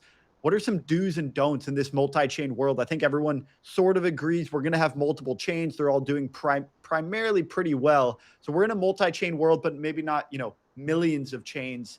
There's like a few dozen that are doing particularly well. In this kind of multi-chain world, what are some do's and don'ts for app builders? Maybe we can go around the horn again. What would you guys suggest to the new cohort of developers that are building in this space? I just can go ahead and mention one thing that I know. I can't name who is doing this, but obviously we have also been talking to a lot of TradFi players in the last year. And one thing, not by everybody, but one thing that came up is that some of them are trying to really abstract gas away. So they rather charge their users directly than having to explain to them why they spend like gas on a transaction. That was definitely one thing that they're trying to abstract away as much as possible. Great that people are not paying any gas on the near intents, and the only thing that they do is only sign in the messages with their key. I think the core thing, what people need to focus on, and the builders, is on like maturing technology. Even the fact that we have gas stuck transactions, even the concept of slippage, which is pretty alien to like traditional, like the ordinary people. These concepts are very, very low level. When you're opening a browser, nobody is asking you to verify the PGP certificate of a particular site by your hands, right? Something inside is doing this. And we are at the level of the maturity of technology that this is by default available in all of the browsers, right? Like there is no other chance that this is not working. So I think that the great user experience is an indication of the maturity of the technology. And people need to, and for the builders, my advice would be take a look at what is your closest competitors on the Web2 site. Take a look at the user experience. Try to deliver the solution that would have at least this type of a user experience. I'm not saying like completely hide blockchain from the user, but try to make it at least that simple. Because in the AI world, we're going to have just a massive explosion of all of the applications. And We are all competing not only with centralized exchanges and with traditional finance, but we're competing with Twitter and Elon Musk because he's just occupying our time and the time of our users. The tension is all you need. It's not only about the AI, it's about the distribution and the way how you're able to earn money. So make great user experiences, and this is super, super important. I think my hot take is RPCs were a mistake. Um, I think on our end we've abstracted away the gas. Users don't even send transactions anymore. We send it for them. You don't even need like an RPC to interact with Bungie because we have like APIs. You only need like a wallet to like sign with your private key, and that's pretty much it. I think what we see happen across a lot of other applications in the space is that they overly rely on RPCs and sort of like, look, I think a little bit of rant here, but in the last few years in crypto, all of us like have started using all of these like decentralized services, the graph and like whatnot. And what I see in support tickets happening across the space is that people go and complain about something and people just say, oh, it's, the graph is not synced. Go and complain there. Right. So in my opinion, you should build APIs over pretty much every interaction you do with the blockchain. Go vertical end to end. Right. Do not blame the RPCs. Do not blame the chain. Do not blame like congestion. All of those things. Take like fixed costs from the end user and sort of handle the gas volatility for them. If it costs like $0.1 today, $0.2 tomorrow, to the end user, it should cost like some sort of like average of that. It is a lot of like complexity that you will need to take in-house when you do this, but the output from this would be like a massive multiplier in the UX effect. Can I push back on that? Like, I think, is that the verticalization of this, right? Is that how we end up with, I saw the other day, like Sui went down because they didn't pay their Amazon AWS bill. And if we have like these decentralized, unstoppable things, it seems to me that we wouldn't fall prey to some of those centralization bottlenecks, right? If we verticalize, do we end up implementing a lot more of those? What do you think?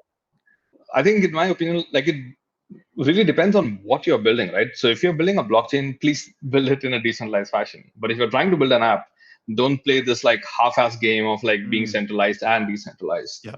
Right? Like build like a consumer app, go vertical, go end to end. Let blockchain be the decentralized ledger. You build like a fully like vertically integrated app for the end user. So you don't have all of these external dependencies causing like failures for your app, for your end users. Yeah. Guys, we are pushing forward this idea of neo finance, which is effectively the convergence between legacy finance and DeFi. It's not fintech, it's not DeFi, it's not centralized exchanges. It's very much so users want a forgot password button. Users want a customer support agent. Users don't want to manage seed phrases. They do not want to be responsible for Anna's infinite approval button. They just want to be able to do things in a way that they're used to. And so it's kind of like this, like the infamous DeFi mullet coming back again, right? Where it's like Coinbase with their Bitcoin-backed loans via Morpho is a great example, or even some of these really good applications on your phone that allow you to borrow against crypto and spend it in the real world, like EtherFi, et cetera. And so we're pushing forward this idea that this is really where the space is going based on the institutional adoption that we've seen, as well as just like the general user trends. And so we've spent a good bit of time talking about how we kind of think about the user experience, the application experience, building the applications. But from this lens of kind of, it's always been finance, but it's not just the set of on-chain DeFi power users that is going to take this industry to where we all want it to go, which is ultimately tokenizing every asset and bringing every asset on chain. It's doing it in a new way. Guys, as it pertains to neo finance with regards to intents, as well as building applications in an abstracted fashion, how do you see the future of applications being built, as well as kind of user onboarding and generally where users are going to be congregating, what experience they want Talk to us about this intense landscape, which is ultimately powering this Neo Finance stack under the hood as it relates to each of your companies. I'm curious if you guys jive with this term, if you have pushback on it. Talk to us about kind of like if you think that this makes sense. Anna, maybe we can start with you and then go to you, Alan. Yeah. High level, I mean, I completely understand where you're coming from. I would honestly say from an application perspective, it really depends on whether you are aiming to be the part where you do user onboarding or not. I think this is not necessarily the direction we are currently taking, so I can't speak so much to it. I think a lot of user onboarding takes place in wallets. There's a lot of it's a very saturated market to some extent already. Like, this is not necessarily the direction we are taking. In that sense, I see the DEX market rather as something that is being integrated by DEXs, by TradFi partners, etc., that will do the onboarding, and then they choose underlyingly what is the infrastructure they want to provide, including swaps, and will choose the provider, because users in the end, they will just use what is the easiest access for them. So I don't necessarily think in the futures user who are being onboarded by a Coinbase wallet, whatever, are going to go to different blockchains and then do their own research and see, oh, those are all the different DEXs that exist, and I'm going to go to whatever UI I like the best. But they're just going to go and swap whatever is per default integrated in the wallet that they're using. That's my thought on this. Alan. Yeah, I think out of like the panel here, like ThorSwap, we're probably the most applications like on the spectrum of applications. So I think we previously talked about vertical stack, right? So we are very much the consumer-facing stack. We actually built on top of SwapKit, which is our backend spun off its own, B2B aggregation, SDK. So that in turn, integrates like all of the cross-chain protocols. But all of this is to say that our users don't really know about this, right? And what we're trying to offer them is basically an alternative to centralized exchanges. Now, you mentioned, the DeFi model like CDeFi, right? And I think basically it's like there's different ways to like cut that hairstyle, right? So, since we've been around for 2021, it's really there's always going to be some degree of counterparty risk, but it really depends on, I guess, what your motivation is, right? For us, it's really about financial sovereignty. So I think we want to help our users be able to interact with blockchains and interact with crypto, obviously, in a way that's like as seamless as possible. So, trying to strive for that centralized, experience, UX, having chain abstraction and then wallet, abstraction. But at the same time, I think ultimately we want to offer them, as little counterparty risk as possible. So that, to some degree, we're trying to lead them to understand, hey, it's your seed phrase, right? It's stored locally, or you got to back it up locally. Because this, if it depends on where you lie on the centralized spectrum, you can say like, oh, okay, we'll abstract the wallet part, so maybe it's stored on server side, for you, and you just sign up, using your email or something. Now, that might be really easy, but I think, when things go wrong, they really go wrong, right? So what our users use us and apps for, I think, is versus say, centralized exchanges, is basically like a trustworthy brand or app that's built on top of trustless systems. So when something goes wrong, they can, open a support ticket, and it's our job to figure out like, okay, what happened, and we can reach out to the protocols or find a technical solution to that. Yeah, so I in a way, I don't know if that shapes what you mean by neo finance, but I think, every cycle, I think, we're trying to make it easier for users, but also I feel like we shouldn't underestimate users, right? Because, in the past, maybe in prior cycles, you actually had to spend a long time even explaining what a crypto, like what Bitcoin even is, what mining is, how Ethereum smart contracts even works. But now it's almost like for a lot of users, it's already common knowledge, So I think it's about kind of meeting in the middle, where, taking experienced users for, off centralized exchanges services, and just purely, offering them a UX enables them to do things cross-chain, multi-chain. But also, onboarding new users in a way that's like, seamless, and then they can become, more experienced users over time, because that's how they actually gain financial sovereignty, right? So your keys, your coins, you understand what your assets actually do. And yeah, the risk, if they understand more of the risks that's involved with that, I think they'll be more likely to stay around and actually, become, experienced users.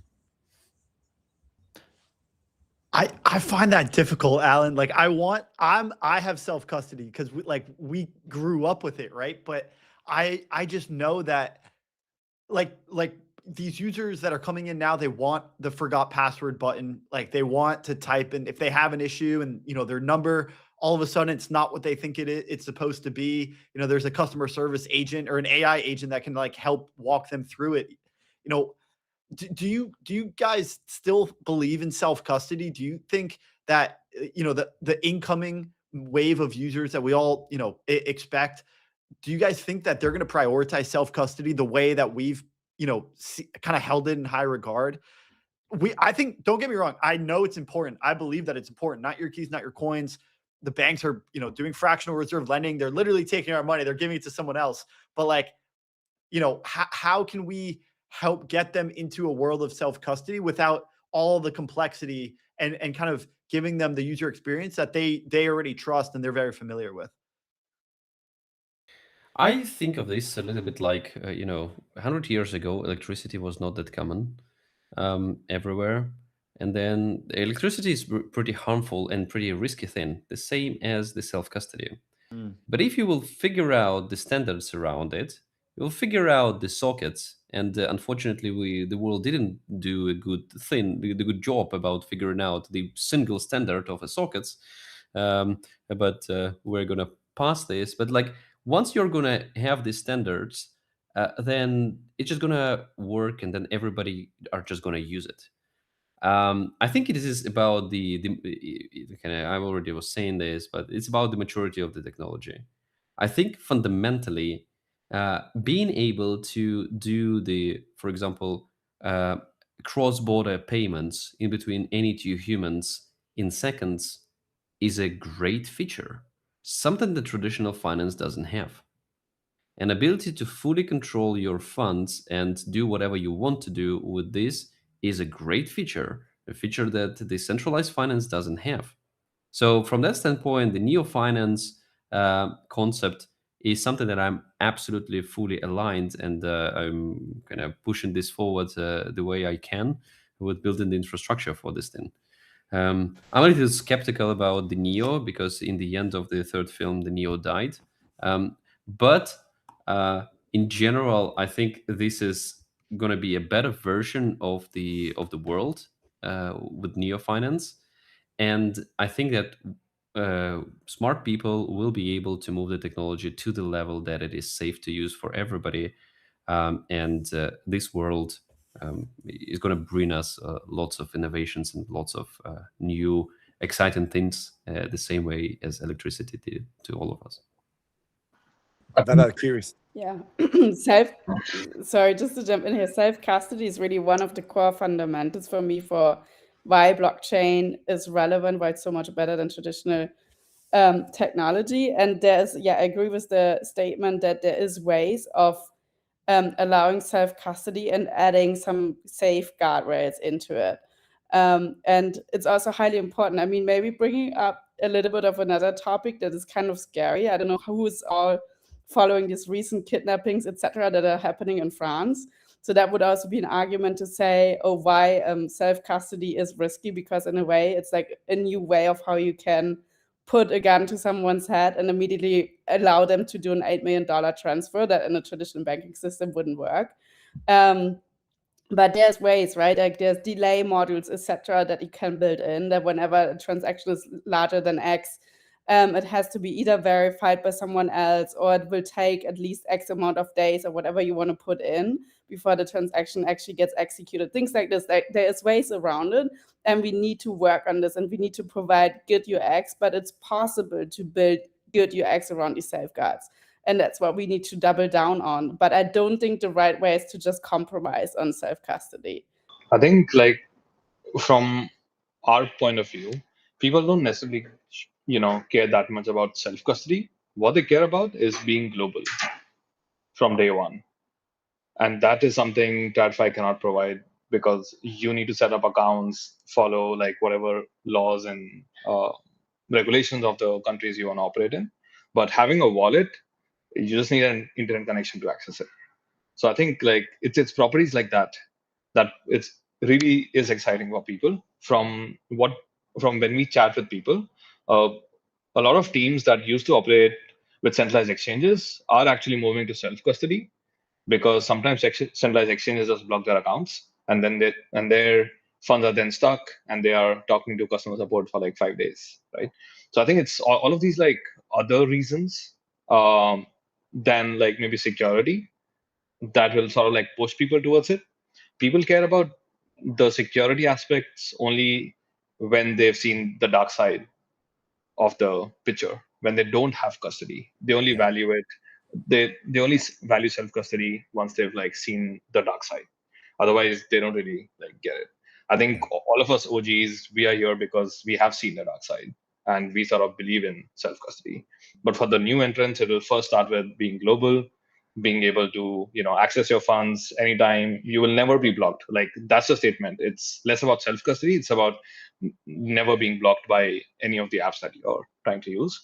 And then people start getting onboarded, and we go from there. I think quickly on the neo finance term, I have debates every 2 days about what company is a neobank and what company is a fintech. Maybe I'm too dumb, but I think like I still don't get the differences I between. think the custody aspect is the actual differentiator there. You've got like crypto native neobanks that are non-custodial but provide a very simple, similar UX to like a Revolut, and then you've got a Revolut, a Venmo, a PayPal that are fully custodial. I think that's the key difference between the two. At least that's how we're thinking about it. I think they're Love having the same debate in DC right now. That's what's holding up the market structure, Bill. Yeah, guys, I know we're a bit over here. Last thing from me for you guys. We went around in circles in terms of interop and in terms of how to like build applications that are abstracted across tons of chains, across tons of to build the best UX after all the bridge issues that we had in 21 and 22. Even they still kind of persist. We just keep coming back to intents. And so this is like an intense day special here with near intense. Guys, is intense the end game for cross-chain? Like, have we finally conceded to the fact that intense is the best form of cross-chain usage for swaps, for payments, for everything? Or is there a different form of this kind of abstracted mechanism design, which is still contending to be the best for cross-chain? Let's go around the horn, guys. Let's get your take on if intents are the end game here. And I'll build on that one sec. If it is the end game, just tell us what's next, right? Like, how do you continue to scale, and what comes after? If interop solved and it is intense, that's the end game. What happens now? I think I'm happy to take this first. I think intense is the end game because it suits us the perfect centralized, decentralized sort of like solutions, right? Intents are great because from an end user perspective, you are signing something high level.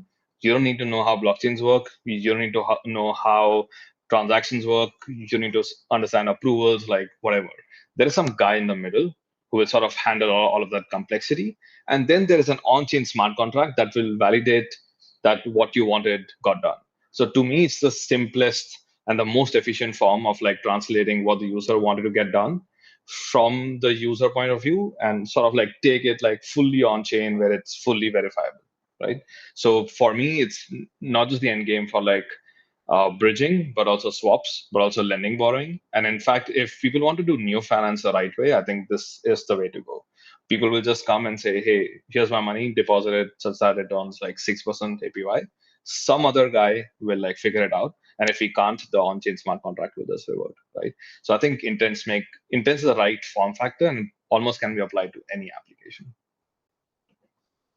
I'm very aligned with this. There is very few things that I can add to this. I think that intents in itself is just like a design philosophy.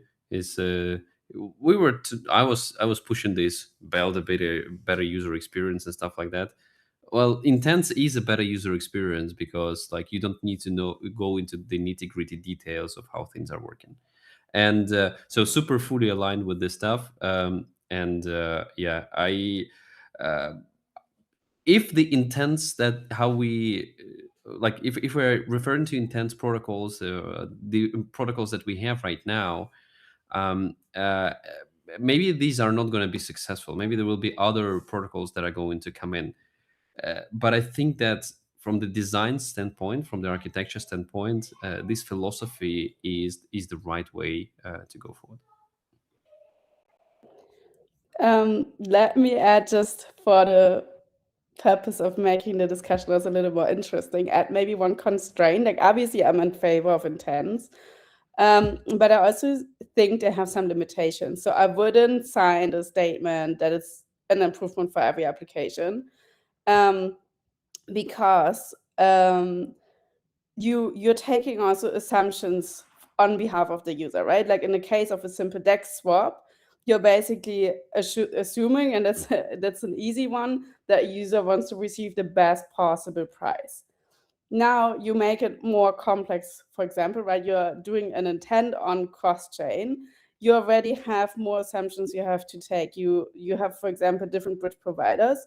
So now you have this trade-off between speed, price, and security. So how do you know what your user wants most? There are many It different could things be there. It's not only this. There are also different things that whether the user is going to get black liquidity or not, whether whether the provider is stable enough so that his transfer would not be blocked. Like, it is all multi-dimensional optimization thing, and it is definitely something that an application need to understand from the user, like what actually he wants. And this needs to be put into some kind of form of a request. exactly, but how that's the point, right? Like, different users might have different preferences, and then it becomes harder to take that assumption on Oh yeah, behalf of we the should user. not. And then it Yeah, we gets should more not take these assumptions. The protocol should be working without these assumptions. It's the UI that needs to translate. It's either user need to click through all of the options, like, and say, okay, I'm against black liquidity. I'm okay with a little bit longer swaps and stuff like that. Or there will be an alternative UI in a chat with AI understanding what you want. But on the right, but infrastructure, they will use the same protocol. But I would say that makes the UX worse again, right? If in order to do this, you first need to set up, this is my profile. And then again, it doesn't really cover all niche cases, right? Because you might be, okay, if it takes 1 minute longer, it's not worth it for me to save the $10. But if it only takes 10 seconds longer, I'm willing to, it's a granular trade-off. And I think to replicate this, where you can also say, okay, it doesn't matter if it's about $10, like, we just take the decision on behalf of the user. But this is just to showcase that intents also have some limitations that then makes the UX a little bit worse again. And that's just something to keep in mind. Like, I would not say intents is just the solution for everything. Like, it's depending on the use case. The simpler the use case, the more obvious it is that intents are the solution. The more complex it gets, the more assumptions you need to take or work with the user to understand what really their preferences are. This is pretty unusual to hear from the inventors of the intents. That intents is not the solution to everything. No, we have always maintained that. I think for swaps, it makes a lot of sense, but there has been this hype at some point where it was in everybody's word for every kind of application, and I don't think intent is the solution for everything. I'm with you. Ladies and gentlemen, thank you guys for joining us. It's been an awesome session, and I'm glad that we got some spiciness there at the end. I was waiting for that. Anna, Vaibhav, Alex, Alan, you guys did great. Thank you for joining us on this Intense Day special. And keep coming back to this idea of where we're going, and just knowing that abstraction and intense-based designs are pushing us in the right direction. And you guys, with each of your individual companies, are doing so in a way that I think is certainly shaping the future of cross-chain, as well as just better user experiences on-chain. So thank you guys for joining. It's been an awesome session, and would love to have you guys on soon again. Thanks. Thanks for having us. Guys. We'll see you next time. Mahalo. Much love. All righty. Good sesh there, Rob. Yeah, that went Panel much better one? than Down? much Panel better two? than the first panel. Yeah. Awesome. Yeah. Some new faces, some familiar faces, and applications. The one thing that I didn't get to for Thor Swap and Cow Swap was that that Anna made a good point of it, is that the distribution strategy is no longer DeFi power users, in my opinion. It is much more around getting integrated into these neobanks, into these fintech applications, and being a part of like the neo finance stack from the underneath, full kind of DeFi mullet style. And then on the abstraction part, really understanding that from the work that Alex and VibeHub are doing with regards to really making it easy for the underneath, right? Because a lot of us are still kind of struggling with the cross-chain experience, but it's much better than what it was a couple years ago. And I just anticipate it to continue to get much better. I think you're right on the broad swath of infrastructure that's being built. It's going to be difficult for these teams to go out and find their own distribution, but there are exceptions to that rule. You look at Near Intense, $10 billion of pure retail volume just flowing through their own user front end. Like they're not integrated, they're starting to get integrated into some of these aggregators and whatnot, but primarily the bulk, the lion's share of their volume comes directly through their own front end. So yes, I think these neobanks, you got EtherFi, and again, I do believe that legacy banks are going to be forced to integrate and innovate and ultimately pass along a lot of yield. And where is that going to come from? I think a lot of that's going to come from on chain. So obviously someone partnering with like a Wells Fargo to, implement, or Morpho implementing into a Coinbase, like these are primary examples of how much, distribution is out there that you can unleash through some of these integrations. At the same time, you can put a lot of hard work into getting distribution, probably get, billions of dollars of volume flowing in as well. So there's multiple paths to heaven. Yeah, definitely.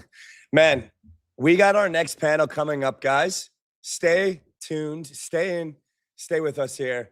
First panel was a success. Second panel is coming up here, panel number 3. We're going to be talking about the rise of DeFi and neo finance, more specifically. We're going to be talking with Royal from Templar, Kendall from Proximity, Block Damon, and Rishbash from Encrypt Trade. Guys, it's going to be a panel all about how Intense and neo finance come in together to make a better experience for all. Hi, and I'm representing Near Legion. Oh, say more to me. Yo, love what Near Legion's building, supporting the vision. What's up, Bob? What's up, Coke? What's up, Lear Near Club? Wait and see. What's going on, guys? Good to have you guys in. Yeah, I mean, we've got a fun next panel shaping up, and it should be a doozy, guys. Neo finance is what we're going to keep pushing on and keep asking these teams about. So, yeah, looking forward to getting them in. Especially as you think about the app landscape and how it's going to evolve, because we're hearing conflicting opinions on this. We've heard how there is going to be sort of this this one app, you're going to be able to get some yield, but then again, you can't make it extremely simple where it's just, hey, this is how much yield you can get. There's all sorts of parameters, and it's about how much you want to pass back that complexity to your end users. And this barbell between choice and simplicity is going to continue to arise. Like we're going to someone try launching a chain live on stream. we pretty much did that during the first panel. I think somebody launched an ads meme coin. Do not buy the meme coin. No, do not buy the ads. Buy the ads meme coin. I'm glad that we got some good. I'm glad we got some good CPMs there for our clients, though. Rob, you were saying. Yeah, I think like these launch pads, I think are going to converge into the same way too. Like we see the writing on the wall. There's only a handful of crypto applications that have gotten product market fit. Yeah. There's teams out there now that are verticalizing their product stack. And you have teams like they're going to have a launch pad, a yield aggregator, and a swap function all underneath the hood. And they're going to call it a financial super app or a neobank. And we're going to see so many of those. Yeah. I hesitate to think that there's going to be one application that once the technology becomes commoditized, people still continue to go back to, something like a Hyperliquid when you have, Rabby integrate Hyperliquid perps underneath, or, you have a financial super app where you can get all of the same choice, in perps and swaps and dexes. Why go, to a place that's only a dex unless you're just, you're just a creature of habit and you're just used to going to that. And that's the user behavior that you trust. Right. Yeah. Man, I really think that this distribution question is the big one to hit on this panel, as well as just generally how these folks are thinking about from the Bitcoin side in terms of actual lending, in terms of institutional DeFi with block daemon, with encrypt trades, kind of privacy-based models. It's just really going to be, how do we get to a world where we're moving all assets on chain in the best way possible for users? And again, I'm just going to keep coming back to Neo Finance. So I think that's where we'll start on this panel. We've got our guests ready to go. We're going to bring them up and we're going to get this show on the road. Panel number 2 is coming in hot. We've got the DeFi panel talking about Neo Finance and more. Ladies and gentlemen, welcome to the show. Guys, good to have you on. Royal, Kendall, Alex, Rishbash, welcome to the show. Absolutely. No ladies on this one. I think it's just Pepe's and gentlemen. So great to be here for having us. Great to be here. Thanks for being here, guys. We just had a great panel with apps and intents. We had Cow Swap, we had Near Intents, Thor Swap, and Socket up there, and we were kind of describing this multi-chain landscape. As you heard Andy and I talking before you guys jumped on, we're also unpacking this Neo Finance landscape, which we believe is this convergence point. It's the evolution of both the legacy financial banking world as well as kind of the old guard DeFi world, which some of it's found product market fit, but a lot of it hasn't. So that's kind of where we'd like to start, is in a multi-chain world, in this like new maturation of teams and projects where we're kind of forced to find product market fit. I'm curious about, what you guys think sticks around and what you guys think is left behind. And so, maybe that's where we'll start, but we'll also get a quick intro. I think, why don't we start with Royal and we'll go around the horn. Feel free, quick intro about yourself. And then, tell us what you think stays behind, gets left behind, and what you think sticks around in this new era of DeFi.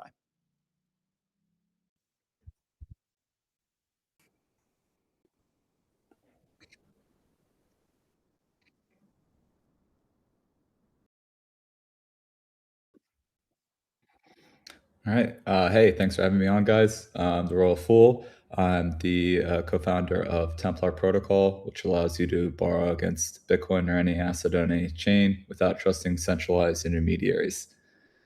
To answer your question about what's sticking and what gets left behind here, I still think that we are very, very early as far as transitioning the entire financial system onto crypto rails. And I believe that ideologically, there is a place both for kind of like cypherpunk decentralized finance that was like the original spirit in which Bitcoin was built, and Zcash has really kind of resurged under that banner as well. In addition to, there's like an undeniable like tidal wave of assets that are coming on chain, both in the US and internationally. So I think there's going to be a place for both. So I don't think it's necessarily like my focus isn't like on what quite stays and what gets left behind so much as it is where are the biggest opportunities. And I think some of the biggest opportunities in DeFi are a combination of hitting the assets that aren't EVM native or don't have a Solana token, Bitcoin, Ripple, Cardano, Doge, etc. And in addition to that, a lot of the RWAs that are coming on chain. And that's going to require a number of updates to some of the different DeFi protocols. So if I were to actually answer your question on what I think might lose some ground and what might gain some ground in the area of lending, in which we specialize in, I think that in the long run, isolated modular designs are going to win out over pool-based models, both because Awesome. pool-based Welcome to the models show. are Alex, constrained we'll go to by you, then governance Kendall, as then Rich opposed Bosch, and we'll kick off, guys. Welcome again. to ways coming on chain.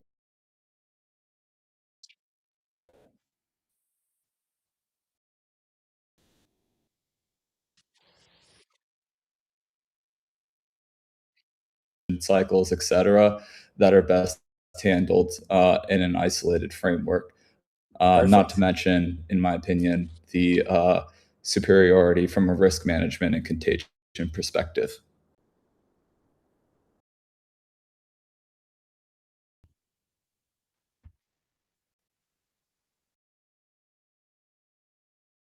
Cool, thanks. So Alex Zinder, I'm a chief product officer at Block Demon. Prior to that, I was with Ledger for 3-4 years, and before that, I was a capital markets guy with Nasdaq, mostly the technology side. I'm going to take a capital markets view to your question because I think it's what I know well, and I think there's actually a good fit there. What stays? I think it's a two-sided problem, right? You need a supply and demand equation that works fundamentally, right? So on the demand side, I think obviously retail adoption will continue to push. So you'll have your existing players like Crypto.com and Coinbase, then obviously a lot of the traditional players that have the eyeballs today, right? Your E-Trades, your Robinhoods, your Schwabs, your Fidelities of the world that have a very large captive audience with a lot of wealth advisory type of services. And on the product side, what you need to deliver to that audience on the supply is yield opportunities, right? And there's a wide range of these, and I think they'll continue to evolve. Anything from low risk, full on staking capabilities, right? Direct staking solutions generating yield, to lend borrow models, Awesome. to kind of more Kendall, and more then nuanced Rich and Bosch, and we'll higher kick off, guys. risk trading strategies on dexes, your cash and carry trades, other potential long strategies.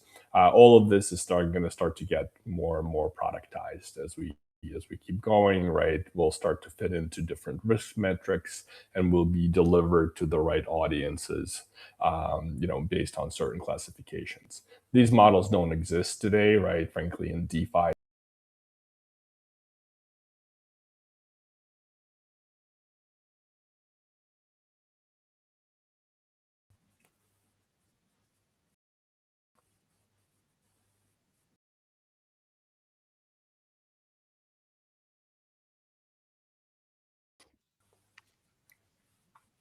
Yeah, thanks, guys. Yeah, I'm Kendall from Proximity. So what we do is we support teams building cross-chain applications, agents, and more using primarily neural intents as infrastructure. Yeah, so I agree a lot with what Alex and RF said there.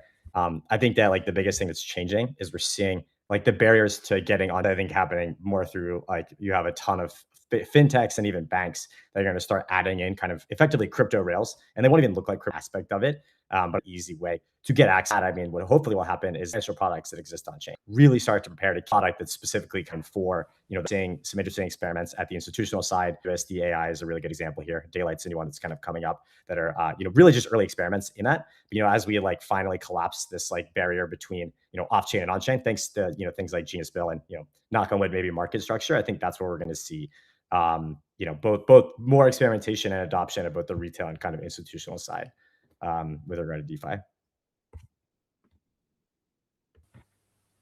Yeah. Yep. So I can go next.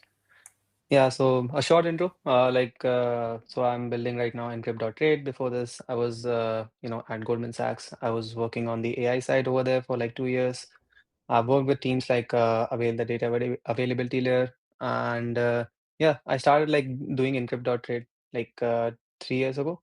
And to answer your question, Alex, Andy, I think everyone else has covered most of the points, but I still think like there are certain buckets that you can put the real utility of crypto or blockchain. Like obviously, like there are stable coins which I think are the most valuable thing, like the ability to transfer assets like cross chain or like cross continent in a matter of seconds is still huge, and I think it's one of the biggest use cases. And there are other use cases like people love to like one of the major use cases where people use blockchains or crypto is like speculation. I think speculation is a very big use case, and we are seeing this with all kinds of markets that are created. Like earlier, it was meme coins from the retail side. Right now, it's prediction markets, and we see like institutional interest as well coming to the prediction markets. And these kind of things like will evolve with time. Like there will be big, more innovative kind of markets that will be created, and I think with time, people will get exposure to them. Like every trading terminal, every like they need to constantly evolve by integrating all these markets that are already existing or like getting innovated. And when you have that front end which basically has all those things integrated, like as you see like right now your wallet is that front end. So most of the wallets are integrating prediction markets and already have stable coins in them.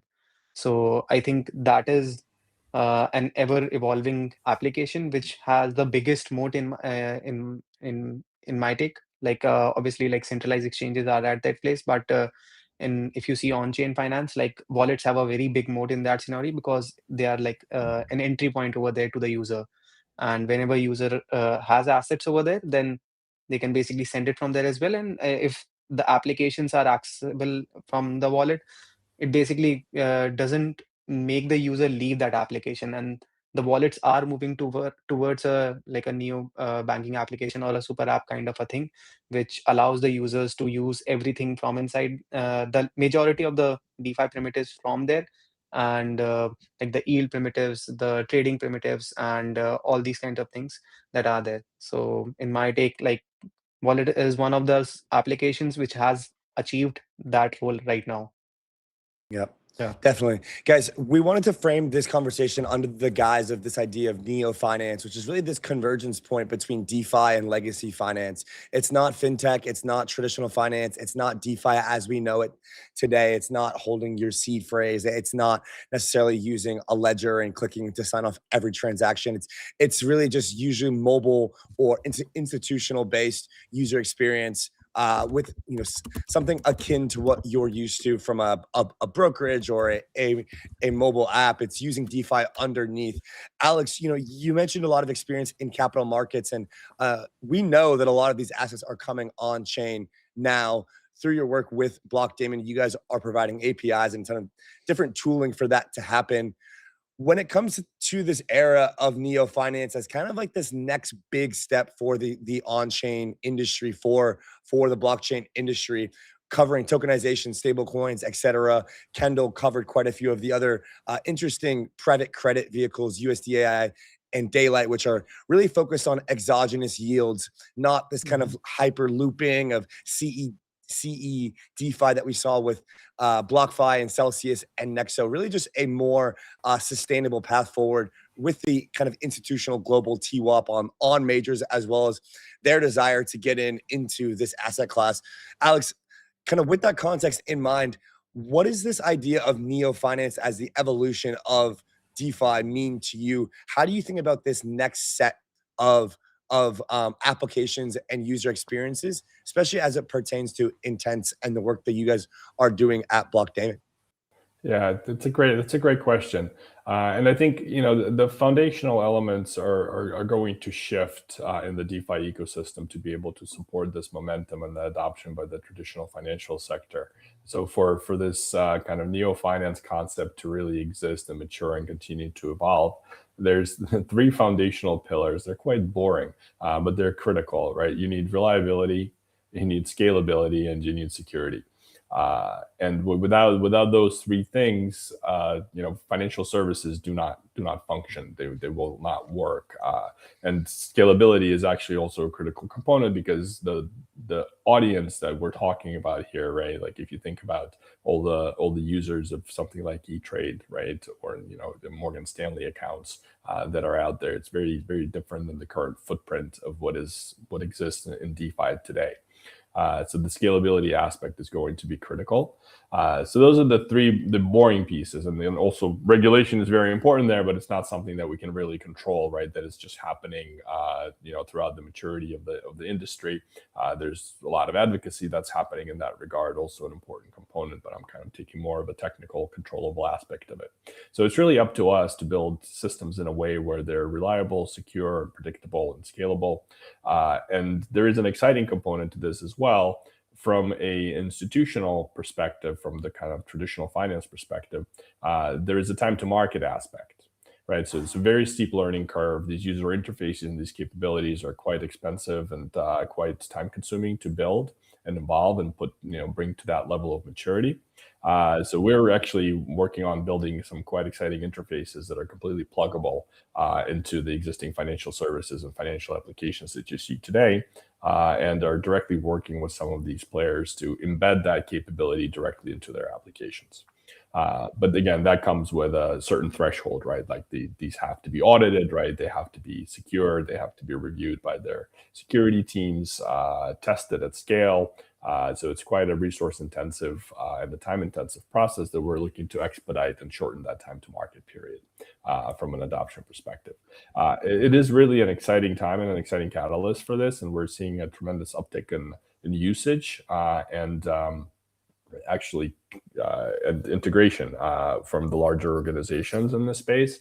And it will bring outsized inflows into the crypto ecosystem. And this is where also a lot of the liquidity aspects are going to need to be tested on chain to kind of look at that, the current behavior of some of these protocols and systems and what happens to that at a certain level of scale. Because as we know, right, outside of staking, well, even with staking sometimes, right, what we've seen with Ethereum and the wait times to kind of deposit and withdraw, the liquidity constraints and some of the liquidity constraints of most of the DeFi strategies, that is going to come under a lot of pressure, which simply means that there's going to be also symmetrical demand on the supply side, right? So more and more supply and the inflow of capital to be able to accommodate the retail needs, which just simply means that the infrastructure has to be robust on both sides of the equation to be able to support this. Yeah, appreciate that perspective because we're seeing this happen more and more. Like for so long, it was the institutions are coming, the institutions are coming. Well, they're here and they're integrating, right? And so it's validating in some sense that it means some of the foundational pillars, the reliability, the security, we are there. But as far as tactically integrating these two systems, the devil's in the details as we get deeper and deeper into these integrations. And so, Kendall, you mentioned private credit. That's one of the asset classes that coming on board. We saw the New York Stock Exchange announce like they want to tokenize, they want to go 24/7 trading, bringing U.S. equity markets. And then, we also see, several more asset classes coming on chain. When the New York Stock Exchange made that announcement, it was very contentious on, crypto Twitter. People were saying, how is this beneficial, right? If they come on, well, that's not really, doing that much for some of the crypto native assets, right? The Bitcoins and the ETHs, they're just bringing equities on chain. It's like, they're improving their own internal efficiency. If they do it on a permissioned chain, what does that really benefit this crypto ecosystem we've built for so long? On the other hand, you've got Larry Fink in Davos talking about how it's important that all of this exists on one composable super ledger. Hypothetically, he was talking about, ETH or another, predominant L1. How should we think about these institutions integrating into our system? How important is it that they use an open permissionless chain? Is it crucial that it all exists on one chain? And would you guys, Kendall, maybe we'll start with you. Would you say this is them coming on chain? Is this a net positive for the entire industry, or does this just benefit, the efficiency of the New York Stock Exchange accounting layer? Yeah, it's a great question. I mean, I think the dirty secret about like all of the stuff that a lot of us have been building for a very long time now is that it's pretty much all infrastructure. There's very few like real assets. I mean, there's a few, Bitcoin's amazing, Zcash, some of the layer ones, and like and increasingly, assets like Aave that support some of the infrastructure, right? But like primarily, we don't actually have that many high quality assets that have come on chain. And I think what's really exciting is like now that is starting to happen. And it's true, most of it comes with caveats. Like we're not actually anywhere close to, I think, the future we all still envision here. But at the very least, we do now have serious players who are responsible for issuing serious assets, and also serious regulators that are taking this infrastructure we built very seriously. They do believe it's like at least close to ready for prime time, or components of it are. And so we're now able to like go up this quality ladder of assets. And I think that's ultimately what's going to like make neo finance kind of live or die, is like, is it actually being used for high quality finance, right?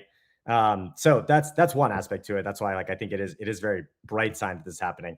I think the permissionless permission piece is definitely very important, right? I mean, I think the positive sign is some of the most serious players are pointing to like the value and benefits of like a permissionless underlying system.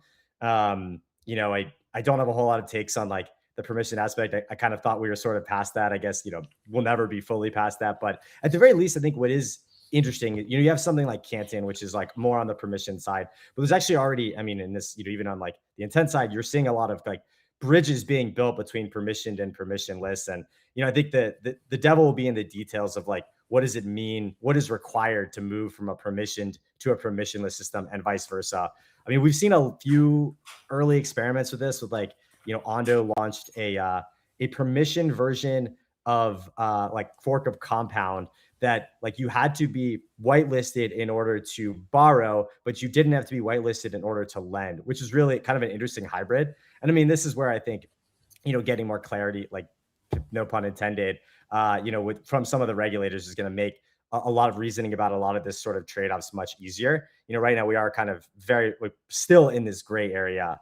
But I think the signs point to like, we're going to be able to sort out a lot of this madness. And, again, like the TLDR from everything I just said is like, we need high quality assets, and we need to be able to use all this great infrastructure we built, which is pretty much all it is, for high quality assets, but to create them, to lend against them, to make them tradable, all these different aspects. I think these are great points. If I can, I would love to jump in for one thing, because I think there's an important distinction here that can drive the trajectory of the conversation further. I love the permissionless discussion, and it's a little bit kind of polarizing in some ways, but fundamentally the way we look at it, and for me for a while now, it's not a black and white type of thing, right? I think permissionless capability and kind of where that permission to permissionless spectrum sits is really a factor of scale at the end of the day, right? So you can have a permissioned ledger, but when you reach billions of individual users, how permissioned is that really? Like, what are the controls that you're going to have, and how does that scale? Or you can have a permissionless ledger like Ethereum, right? But then you can today set up a protocol and a vault with a whitelist of 10 participants, right? And isolate that protocol and capability to a very constrained user base, right? And basically run a permission model on a permissionless ledger. I think the important aspect of it is really scalability, right? Like, how many participants in the actual financial services do you want to support on an individual basis without intermediaries, right? Because the current financial system is hub and spoke, right? Like, we solve the scalability problem by introducing intermediaries into the equation, but having direct access to something is definitely a scalability challenge. And then it has to be composable, right? That's the next piece of this, right? If you have permissioned and permissionless networks that are composable, right? That you can actually move assets from one to the other under certain circumstances in different settings. That makes for a much smoother user experience, but also a much wider ecosystem. I think that'll be the value proposition of moving things on chain versus keeping them in the legacy infrastructure. Royal or Rispes, anything to add there? Yep. Go ahead. Oh, sorry. I was just adding that. I also think that maybe the privacy aspect is also very important over here. I think a lot of infrastructure right now is like transparent, and obviously, like, I don't think like when institutions are coming over there, like lack of privacy is going to be support them. So we do need a proper layer on top of existing blockchains, or maybe like right now new L1s are coming which are fully private by nature. Maybe those are the kind of solution which institutions are looking, and there are solutions like Canton Network, Aztec, that are working on that direction. But maybe like we are providing such a kind of a solution where maybe existing blockchains can have privacy, like because most of the liquidity is there in the existing blockchains like Solana and Ethereum. So I definitely think that is also a very big missing piece for solving the whole problem of that.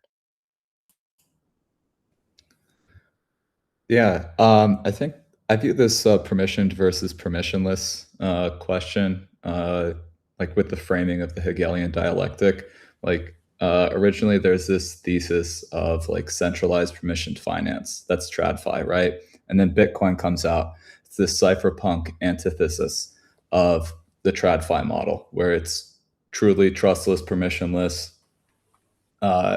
etc. And what we're seeing right now, I think a lot of your framing around the neo finance is what you're seeing, like a synthesis of the two, right?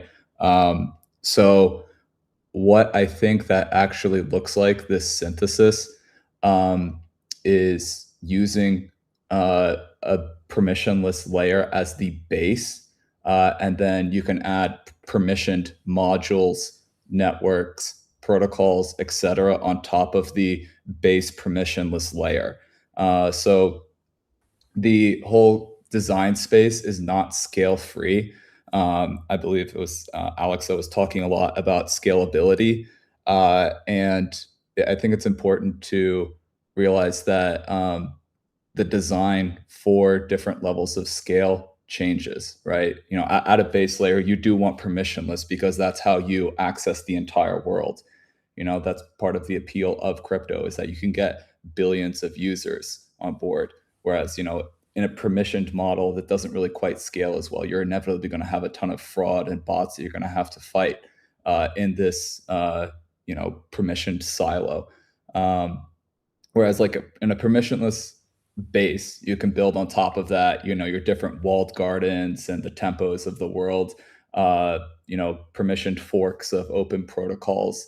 And even in the context of, you can have a base protocol, like a DeFi protocol on top of a permissionless layer that has like permissioned vaults on top of it. So the underlying protocol itself could be permissionless, but then you could have a specific vault that requires whitelisting, or that people follow certain parameters. So I think that there's going to be this synthesis of permissionless cypherpunk crypto and permissioned regulated finance that are going to be kind of joining together to create a new experience. And there's going to be a whole spectrum of apps for different use cases. You will have the cypherpunk use cases that are completely permissionless and decentralized, and then you'll have the completely permissioned ones, like all the way up to like CBDC. Those will exist in some parts of the world, but I think a lot of finance in the future is going to be somewhere in the middle. So yeah, I think that's the exciting opportunity here, is to help shape like everything in the middle. I think that's where our focus is too. I mean, we've swung so far to the DeFi side, stayed very far away from the kind of CBDC side, if you're going to take it to its fullest extent of the extreme. But it's really somewhere probably closer to the DeFi side than closer to the CBDC side in the middle, but over there somewhere, which actually brings me up to a interesting question for you, Kendall. Through the chain abstraction work that you guys are doing at Proximity Labs, how much execution detail can you actually hide, and how much abstraction can we actually build into these applications? Thinking about this thing from the context of the spectrum that Royals brought up, how much control do users really want? How much execution detail can you hide, and how much abstractions can you do to make this neo finance vision come to life, to make it easier than just clicking on all of the DeFi applications, but also not having a full custodial kind of interface? Where do we kind of find the middle? How do you think about this? Yeah, it's a great question. I mean, I think it definitely depends. Like we were talking about, like the complexity you can hide. It definitely depends, like which layer of the stack you're sort of talking about. So I think near intense is like first big success when it comes to like simplifying the UX across chains, came mainly from that specific piece, cross chains, right? Like if you're a user and you have assets on one chain and you want to either use an application on another chain or even just acquire assets on another chain, that was kind of fraught with you having to use like multiple different systems and applications in order to accomplish that. And also you had to like learn how different chains work. So you had to think about like whether you have gas on that chain. You had to think about like, do you have the right wallet for that chain? There was just a lot of like added kind of mental load for these users that like basically reduced a lot of like cross-chain activity.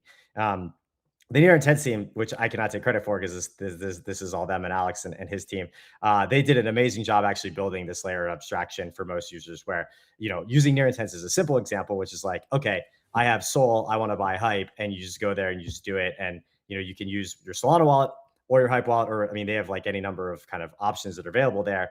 And they abstract all the complexity of needing to make sure you have the right gas tokens on the right chains and needing to think about like how different these networks are. And even better examples, probably like Zcash to, XRP or something, like couldn't be more different in how they're constructed. Right. And so that's like the first step, right? Is like for people who are already using crypto, who are already in one chain, have one wallet. But you can, of course, like take that a step further too. Like on the one side, you can abstract building for developers where, if you wanted to build this kind of either chain agnostic or even multi-chain, which I think are different type of application, then that involved having to, as the other guys in this call, Block Damon, et cetera, know all too well, there's a lot of work that has to go into that. Connecting the RPCs, like learning how the chains work, learning different smart contract languages, different virtual machines. And I think what's really cool about, a lot of this chain abstraction tech that is now somewhat mature is that you really can just like learn one set of APIs in one system, and then you can get a lot of interaction for free. So that's on like the developer side. And then I think, finally on the user side, like we're going to see basically, my thesis still is like, everyone's kind of banking app is going to be a route to them being on chain. And I think that like those banking apps and those fintechs are going to be the ones who are going to be adopting a lot of this chain abstraction tech on behalf of their users in order to basically completely remove that from the experience entirely. They may even hide the fact, like they might have, Revolut will probably have Revolut USD, whatever, like their stable coin. And they probably won't even call it that. They'll just call it USD, right? As far as like the user experience goes. And then that Revolut user might want to pay someone on like Venmo or like Robinhood, and Robinhood will have Robinhood USD. And in the background, what will happen is there'll be like a swap from like Revolut USD to Robinhood USD. But the user will just be like, oh, my friend has Robinhood, I have Revolut, I sent them a transfer and everything worked out, right? I think that's kind of like where we're going to go. And like all of the kind of, block cross chain, like cross asset, different DeFi protocol, all that stuff will be abstracted away. And it's just basically just a lot of work by, teams like Alex and Near Intents and Black Team and a lot of the people on this call to, roll up their sleeves and build a lot of infrastructure. But, after many years of letting this all bake, we're getting really, really close. Yeah.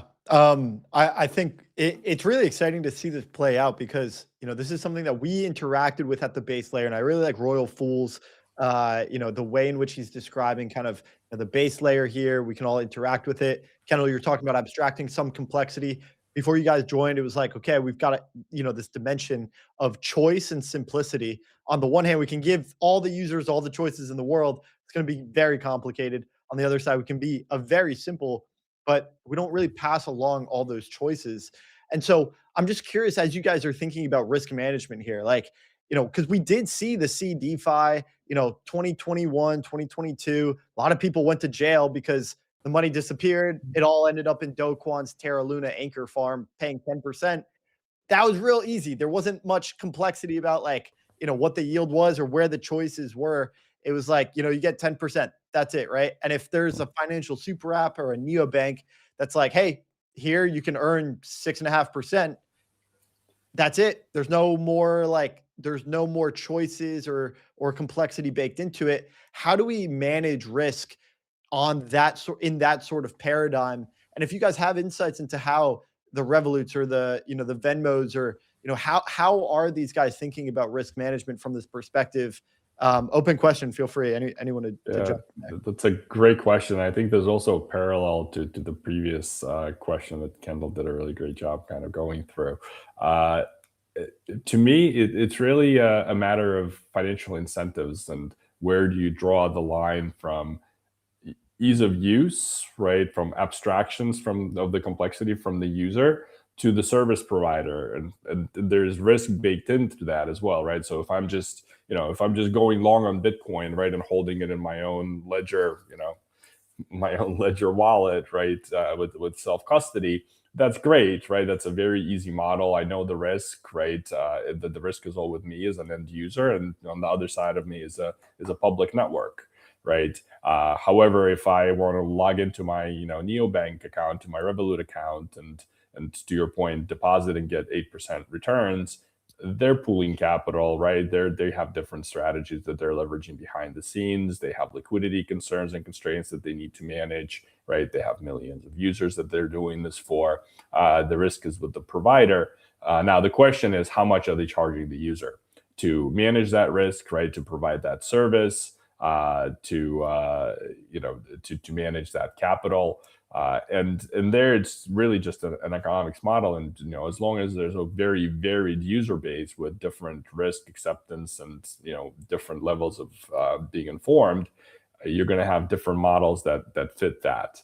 The interesting thing for us, though, this is where I love being on the infrastructure side and really building the tooling around this, that from our perspective, it doesn't really matter that much, right? Even if you look at the intent model and kind of the solver ecosystem, that ease of use that's provided by the solvers, it's still the solvers are still entities, right? They still need to manage the capital and the liquidity, right? They still need to interact with multiple protocols to manage their own treasury after they've serviced the intents that they're servicing. It still needs to scale. So they will still need the RPC nodes, the connectivity, the wallet management capability, the bridging to manage their operations effectively, to provide that service to the user. And it's just a matter of where does it sit? How much are we abstracting away for the user? How big of a service is the solver providing, and what tools does the solver need to be able to function effectively at scale? Yeah, if I can jump in on just you mentioned Luna, and in general, the risk of different yields in finance. I think that this has been a problem since the beginning of money, right? How do you properly manage risk? And this is something that is in no way unique to crypto. There's always going to be people who are greedy and are picking up pennies in front of a steamroller.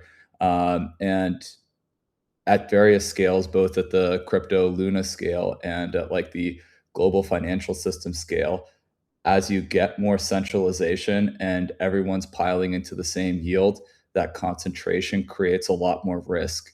So what's really important to ensure that you have a robust financial system from a risk management perspective is truly free markets, and the ability for those free markets to function when something fails and something else to come back in its stead.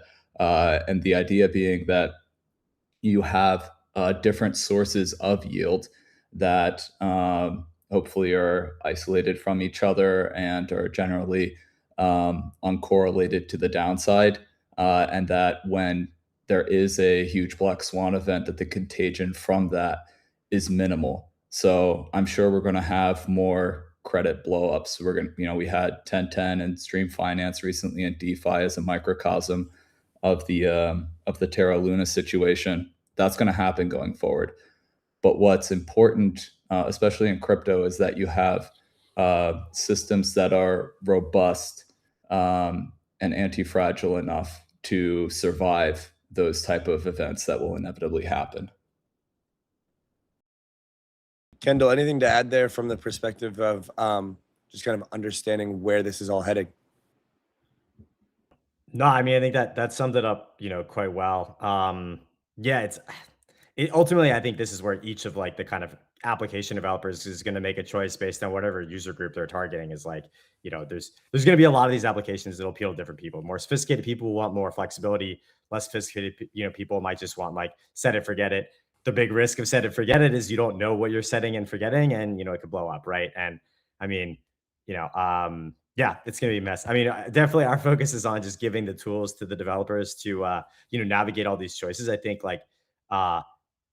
one thing that can be really nice, and the spirit of what RF said about like decentralization is like, if we can create a market where there are going to be a lot of choices, and then we make it really easy for developers to provide those choices to their users, then we at least like create the landscape in which you can have a lot of like hopefully good choices. Definitely there'll be some bad choices, but hopefully a lot of like good choices, and a lot of kind of customization based on user needs. And if there's anything, if we're going to throw AI in here, it's like I think AI is making it a lot easier for people to evaluate a broad landscape of complex choices and decisions. Sometimes poorly, but in a lot of times really well. And so, still hopeful that there's a future where like, yeah, we see blowups, but blowups are a lot more contained, and we make the landscape as competitive as it can be. Love it. I think we can't forget about liquidity in that context. Another very important aspect and something to think about, right? Like we're creating the tools and the capabilities to drastically increase the number of options and products that are out there today available to the user. The challenge, of course, is each one of these products needs to have certain liquidity requirements to actually be viable and manage risk in that regard.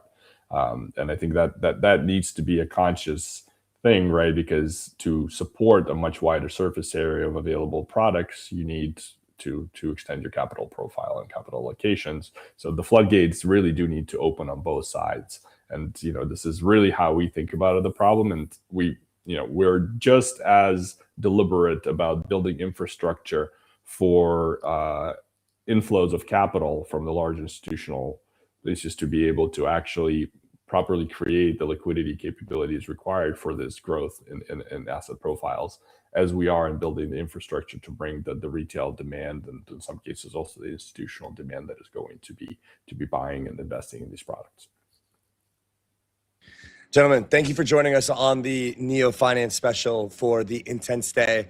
It's been a great conversation. I think we can all agree that this space is changing direction with the influence of legacy finance coming on chain and really trying to tokenize as many assets as possible and bring more sustainable, reliable yields on chain, doing it in a private, compliant manner, operating somewhere in that gray area, in that middle ground, through each of the work that you guys are doing. Guys, thank you for being here with us today, and hope you guys have a great rest of your day. And shout out to the Intense Day special. Guys, thanks everyone. Thanks for having us. Thank you guys. Cheers. Bye. See you guys. Bye. The Neo Finance episode concludes. Panel 3 is done. Rob, what'd you think of that one? Yeah, I think we're getting a lot of validation on this thesis. Obviously, it's still there's still a lot of open room to see how this is going to unfold. But I think one thing is for sure, and that's the integrations are happening. We know the institutional flows are here. It's a matter of how exactly we see this integrate in the near term. I tend to think that we're going to see a lot more permissioned blockchains. We're going to see a lot more, closed loops without the composability. Besides intents, I think intents are actually one of the things that are relatively low lift that can connect these two. Like even a permissioned world, like you heard, Ripple and Zcash, right? Two vastly different worlds, but that goes to show that that's a proof of concept that permissioned blockchains can connect to public blockchains, not with full composability that we eventually want, but we will get there. So just like we've talked before about how we're not huge fans of stable coins because we're crypto anarchists at heart and we believe in Bitcoin to rule the world. Eventually, like stable coins are a stepping stone to Bitcoin as the global reserve currency, just like permissioned blockchains are the stepping stone to to one public, an open permissionless blockchain. Guys, I got to give a shout out to Near Intense Day at ETH Denver, Wednesday, February 18th from 12 p.m. to 5:30 p.m. local time at the Livestock Center at the National Western Center in Denver, Colorado at the main event. We will be there at ETH Denver doing the show. We'll be at Near Intense Day. Guys, get there. It's on Luma. If you search Near Intense Day at ETH Denver on Luma, you will see the event application. Guys, we're going to take a super quick break, and then we've got our next panel with VCs, Avichal, Haseeb, and Matt discussing investing in the Intense stack and more. We'll take a quick pause and be right back, guys. Should be a good one.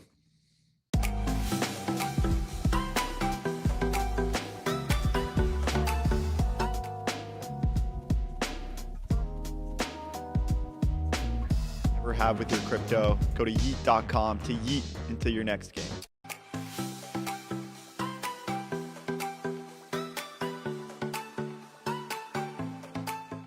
Not your keys, not your coins. From the team that pioneered cold storage, Trezor has just released its new wallet. Guys, if you are still using hot wallets in 2025, 2026, you are missing the entire point. Secure your coins. Get a Trezor at trezor.io.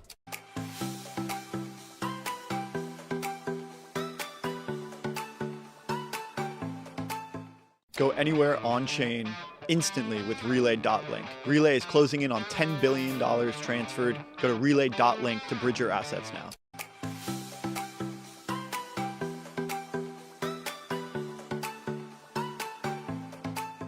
Money shouldn't wait for Mondays. Following its real upgrade, Polygon is now one of the fastest chains for stablecoin transfers and payments. Visit Polygon Technology to learn more.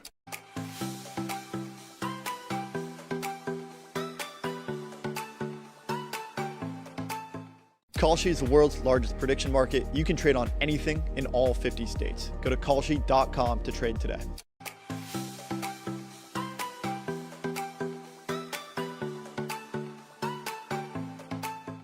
Talk to AI like your lawyer or your doctor or your therapist. Yours, private, and here today. Visit near.ai to have a fully private chat experience.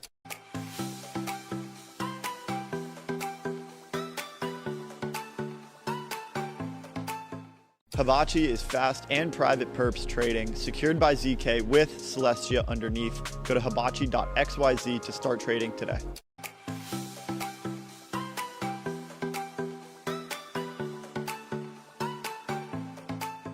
Looking for yield that stands out? Infinify gives you just that. Deposit stablecoins and earn far more than the current savings rate. Infinify is a battle-tested, reliable DeFi platform that is ready to go. Head to infinify.xyz.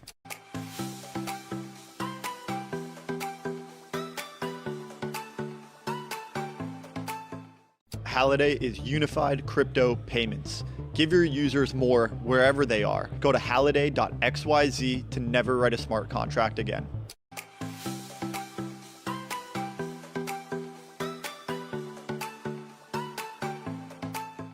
Open, stable, borderless. Frax is building the next generation of stablecoin infrastructure for the digital finance era. Visit frax.com to learn more today.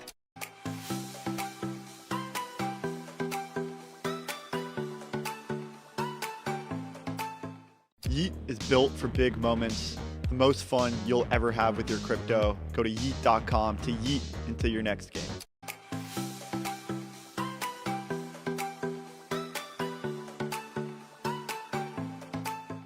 Not your keys, not your coins. From the team that pioneered cold storage, Trezor has just released its new wallet. Guys, if you are still using hot wallets in 2025, 2026, you are missing the entire point. Secure your coins. Get a Trezor at trezor.io.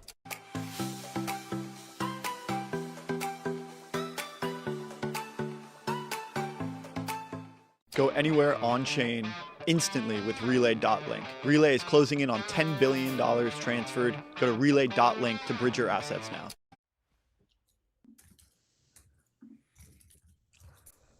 All right, gentlemen. Investing in intent. Haseeb, Avichal, Matt, guys, great to be back here. Matt, I think it's your first time on the show. Would love to just get a quick intro about who you are, what you do, and then we'll get right into it. Thanks, Andy. I'm Matt Kummel. I'm the Chief Commercial Officer for the Near Foundation. I joined over the summer in July. I have been in crypto since 2021. I spent a long time at DCG. Prior to that, long career in consulting and traditional finance, hedge funds, banks, and that world. So this is the place that I'm most excited to be. The whole concept of Intense is the reason I joined Near. So I'm really excited to be talking about this today. Beautiful.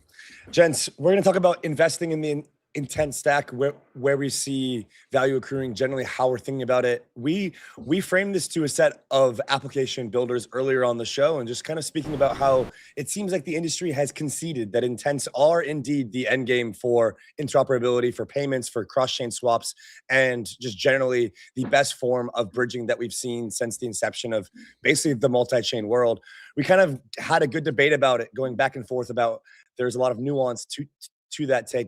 You guys are obviously very, very familiar with near intents and just generally the cross-chain landscape. I'd like to get each of your takes on why or what you believe to be the current status quo for interoperability and for cross-chain value accrual, right? I think a lot of these applications in the interop stack have struggled from kind of being in the middle. Kind of, you've got the base layer, the L1s accruing a lot of value, and you've got the applications that own users accruing a lot of order flow as well. In the middle has been kind of a sticky spot for a lot of teams. How do we think about the current state of the status quo of investing in this kind of in the middle stack with regards to intents? And I'm sure we'll go from there. Haseeb, why don't you kick it off? Yeah, so we're long-term investors in Near. We actually invested back in 2019, it must have been, in the seed round. And Near has obviously evolved quite a bit since then. But and you did I this. think the You Near did intent stack Near Metastable back at in Metastable, correct? 18. Was it 18? Yeah, it must have been 18. That's Yeah, right. That's 'cause right. we did it in 18 too. This is, yeah. So I think we were in that same round. We coded that round with you and Naval. That's right. And at that time, I mean, Near was totally different. And so Intents was something that really evolved out of the product exploration of Near in that time. And it's one of these happy accidents. This often happens in startups, is that you start, trying to do something and you end up finding this auxiliary thing that actually ends up becoming the real thing that consumers want and pull out of you. So from our perspective, investing in Intents, like our original investment in Near was not predicated on Intents, but it's now become increasingly clear that, as you mentioned, a lot of the middleware, if you're investing particularly in like a solver or these are not where the value is primarily accruing. If you think about the Zcash rise over the last few months, so much of that, the rise of Zcash has been captured, one, obviously by Zcash itself, second by Zashi, which is the application that actually routes or that sources the demand from users. And then third, Near itself, which facilitates all the solvers coming together and actually settling transactions through their MPC network. But although there are other startups and other companies that sit in between somewhere along that stack, I basically agree with your description that it seems demonstrably most of the value sits either at the bottom or at the top, but you don't really want to be sitting in the middle. Yeah. I think about it a little bit differently. I think there's like 4 players when you're talking about an intent. You have the app and the wallet that owns the end user, that owns that relationship with the consumer. You have the intent protocol that is coordinating and solving and finding the path between the user's desire and the liquidity. You have the solvers, and then you have the other L1s and protocols that are there. And so having looked at this, Haseeb, like the app absolutely like deserves to get a lot of the value accrual here because they own the relationship with the user. There's a lot going to the solvers as well. If you can run an efficient solver, we have 40 plus solvers running on Intents. There's a lot of value that gets captured at that level. There's a little bit in that middle piece in the intent protocol. We're trying to figure that out right now. We have done $10 billion, $11 billion of trade routing through there, and we're working with our partners to make sure that we get the right part of that. And then, yeah, the protocol, the L1 at the very bottom is actually not getting as much as you might expect. They're kind of getting gas fees, and that's about it. Yeah, sorry. So when I was saying the solver, the solver network, I was referring to as the bottom layer, which is actually like managing and routing all of this. That would be Near in this case, not the chain that you're moving from or moving to. Those chains obviously are getting almost nothing. Yeah. Well, I think there's a market structure thing here too, which is, in a lot of markets, this is the case where you sort of like, I can't remember if I published this or if there's an internal thing, but I've talked about this on a bunch of podcasts where you kind of have this like x-axis, which is users on one end and like heavy capex infrastructure investment on the other end, and you put a y-axis on it for who captures the value, and you do get like this U-curve in many markets. So NVIDIA captures all the value, AWS, which is a hard capex problem, captures all the value. and Facebook will capture a bunch of value on the front end, or Claude, will capture a bunch of value. Claude Code will capture a bunch of value. And if you're like in the middle and you're a systems integrator, you're in a tough spot. I think there are two things though that are sort of asterisks on this. One is even if that's the relative shape, the total size of the market is a consideration here, right? So if you're talking about a really tiny market, yeah, like the middle is not going to capture that much.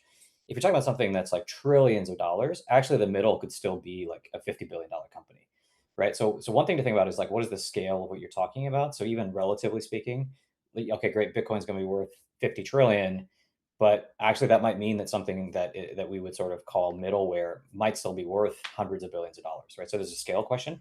The second thing I think to note is that that's not universally the case, this sort of U-shaped curve.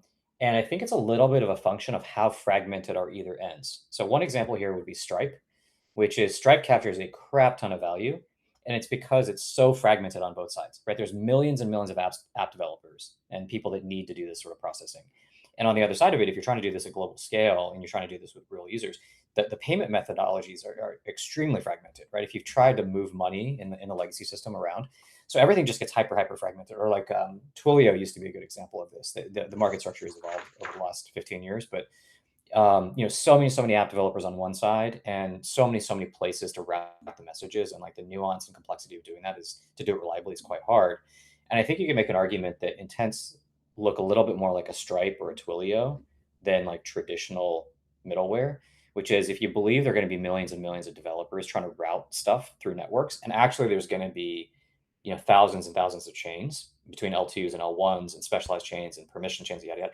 You actually have a fragmented market on both sides, which actually suggests that maybe intents could capture a lot of value in the middle, and near as the routing mechanism looks a little bit more like a Stripe or a Twilio than it does like a traditional middleware company.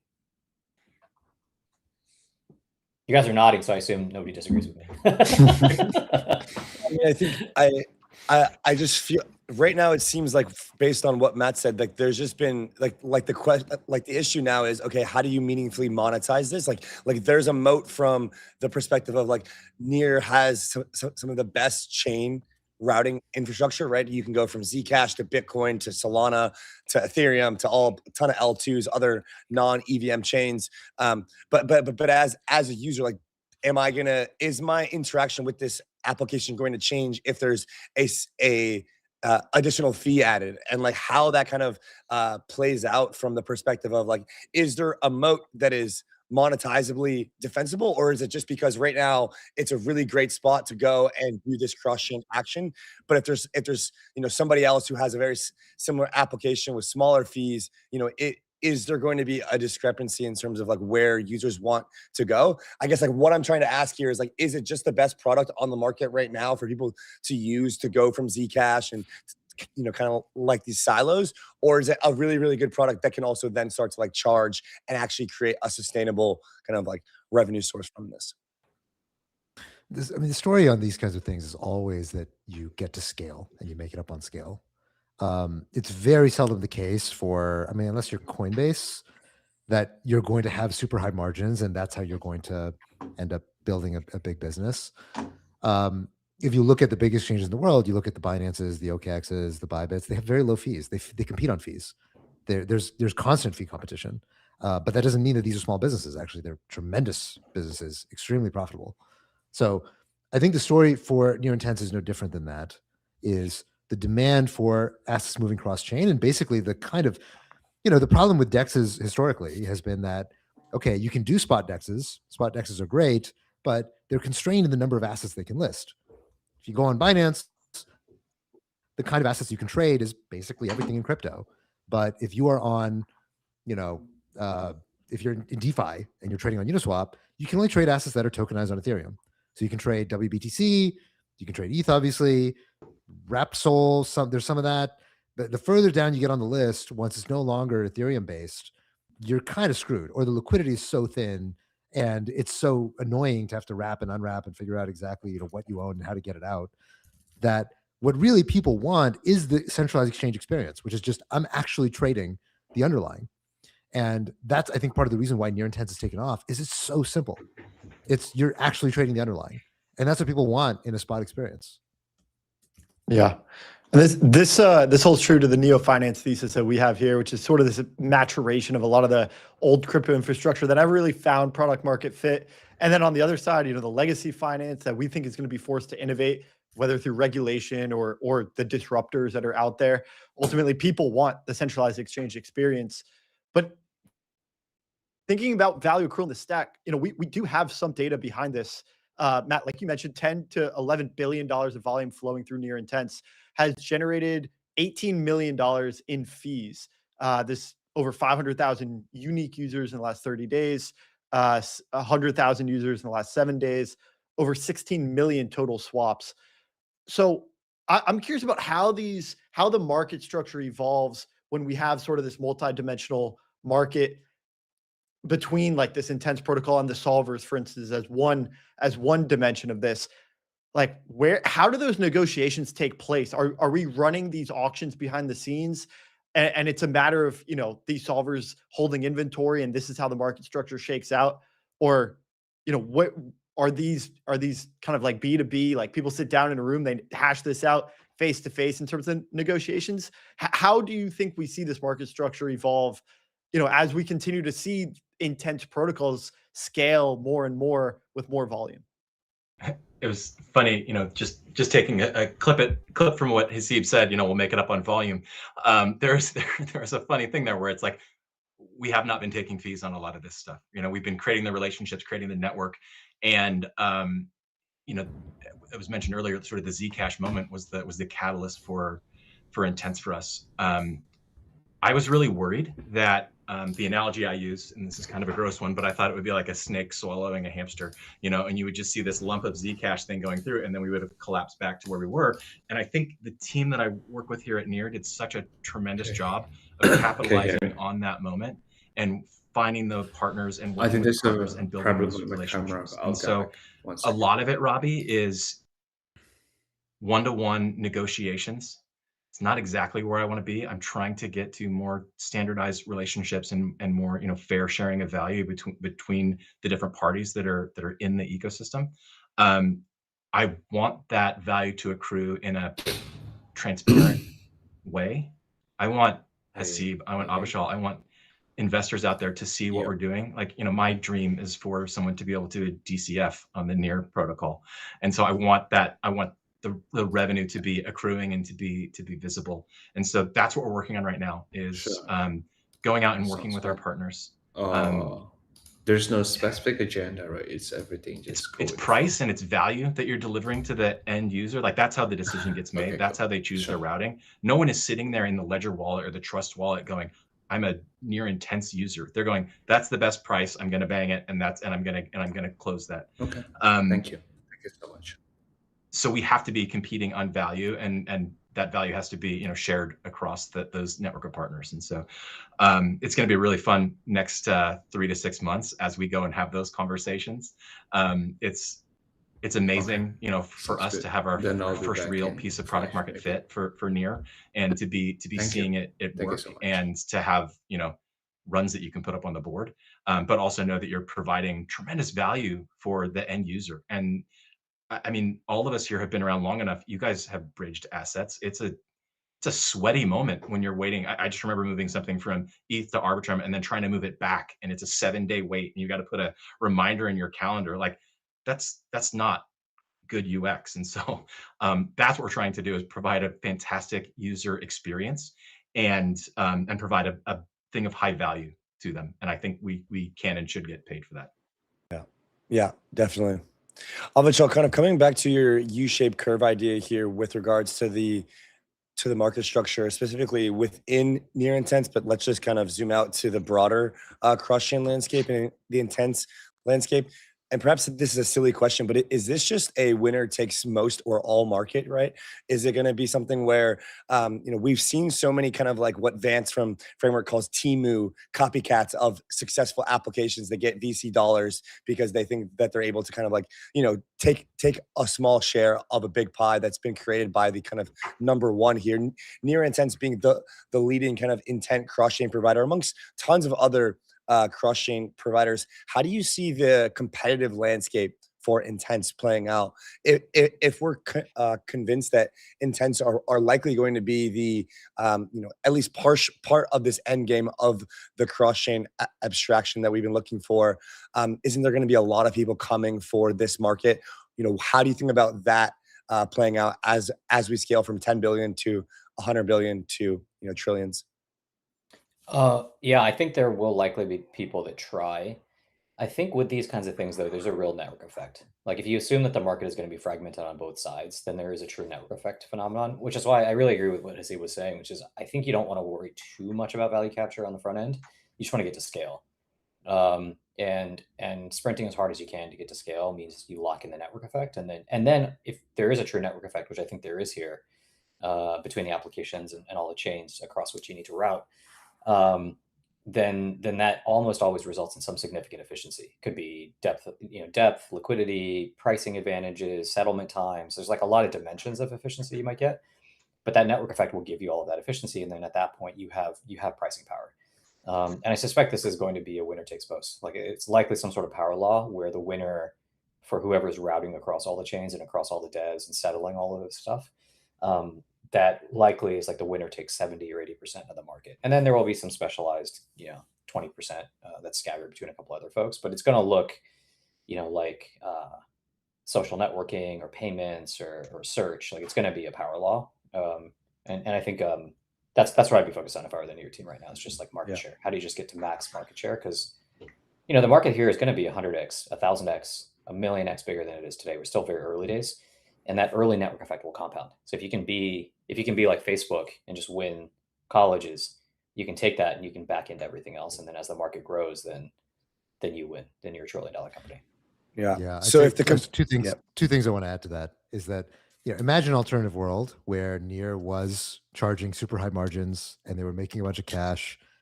That's actually the world where you want to be more afraid of competition, because everybody's going to see huge target on your back. People are going to come and undercut you. They're going to try to compete for that margin. But if you start super low margin and you basically say, I'm going to go low margin or even go zero margin and just dominate the market first, then all your competitors are screwed, because nobody can come in and really compete with you. And if they do, unless they get to scale more than you, there's no prize waiting for them at the end. So that, it's hard to compete with free. And this is one of the things the social networks learned very early on, is that, don't charge anything, just get to scale, dominate the market. So I like this version of the world where Near is basically just completing and dominating the market. The second thing I'll say is that, one thing to recognize is that we've seen this enormous growth in perps and in perps on chain. And this is in large part because, these are cash settled instruments, very, very easy to do on chain. Not very easy, but obviously straightforward enough, because all you really need is to know what the mark price is, to have some funding rate, to have enough liquidity for the market to clear, and boom, you can trade anything. But the problem with that theory is okay, yes, you can trade anything, but you can only trade the price. You can't actually get the thing that you are buying. You cannot get Zcash through Hyperliquid. And if what you want is a property of the underlying thing, like if what I want is privacy, you don't get privacy by swing trading Zcash on Hyperliquid. You only get privacy by actually getting the Zcash. And so as we start thinking more deeply about why people are using crypto and what they're using crypto for, it's like, I don't want to be long a USD perp. I want a stablecoin. And that's a big part of the reason why the DeFi story of just the rise of derivatives is not enough to satisfy the whole picture of why DeFi is so valuable and so important. The other side of that is the physically delivered stuff. That's what Near Intents is all about. So then would a structural risk to the Intents thesis being that users don't actually care that they get the actual asset? Yes, that would be a huge structural risk. I don't think we're that much worried that will happen. I think it's pretty clear that people, you can see already from the underlying demand that, people want to use stuff that's available on other chains, right? I don't want Wrapsol if I want to go onto Solana. I actually want Sol because I can't pay fees with Wrapsol. Yeah. So outside of the competitive pressures then, guys, and the actual asset issuance, what are the other structural risks that you see from the investment perspective for Intense as a category? Is it other bridge designs winning out? Is it the multi-chain landscape kind of fails and we get a lot of consolidation across activity into just a handful of chains? Is it some sort of structural third party, you know, I don't know, going like solvers going on strike and being in a union? Like, what are the other structural risks to this thesis outside of competition, fees, and asset issuance or asset types? Or is there any? I think we're on an inevitable path, right? DeFi is 26% of daily trading. That's up 6x over the last 3 or 4 years.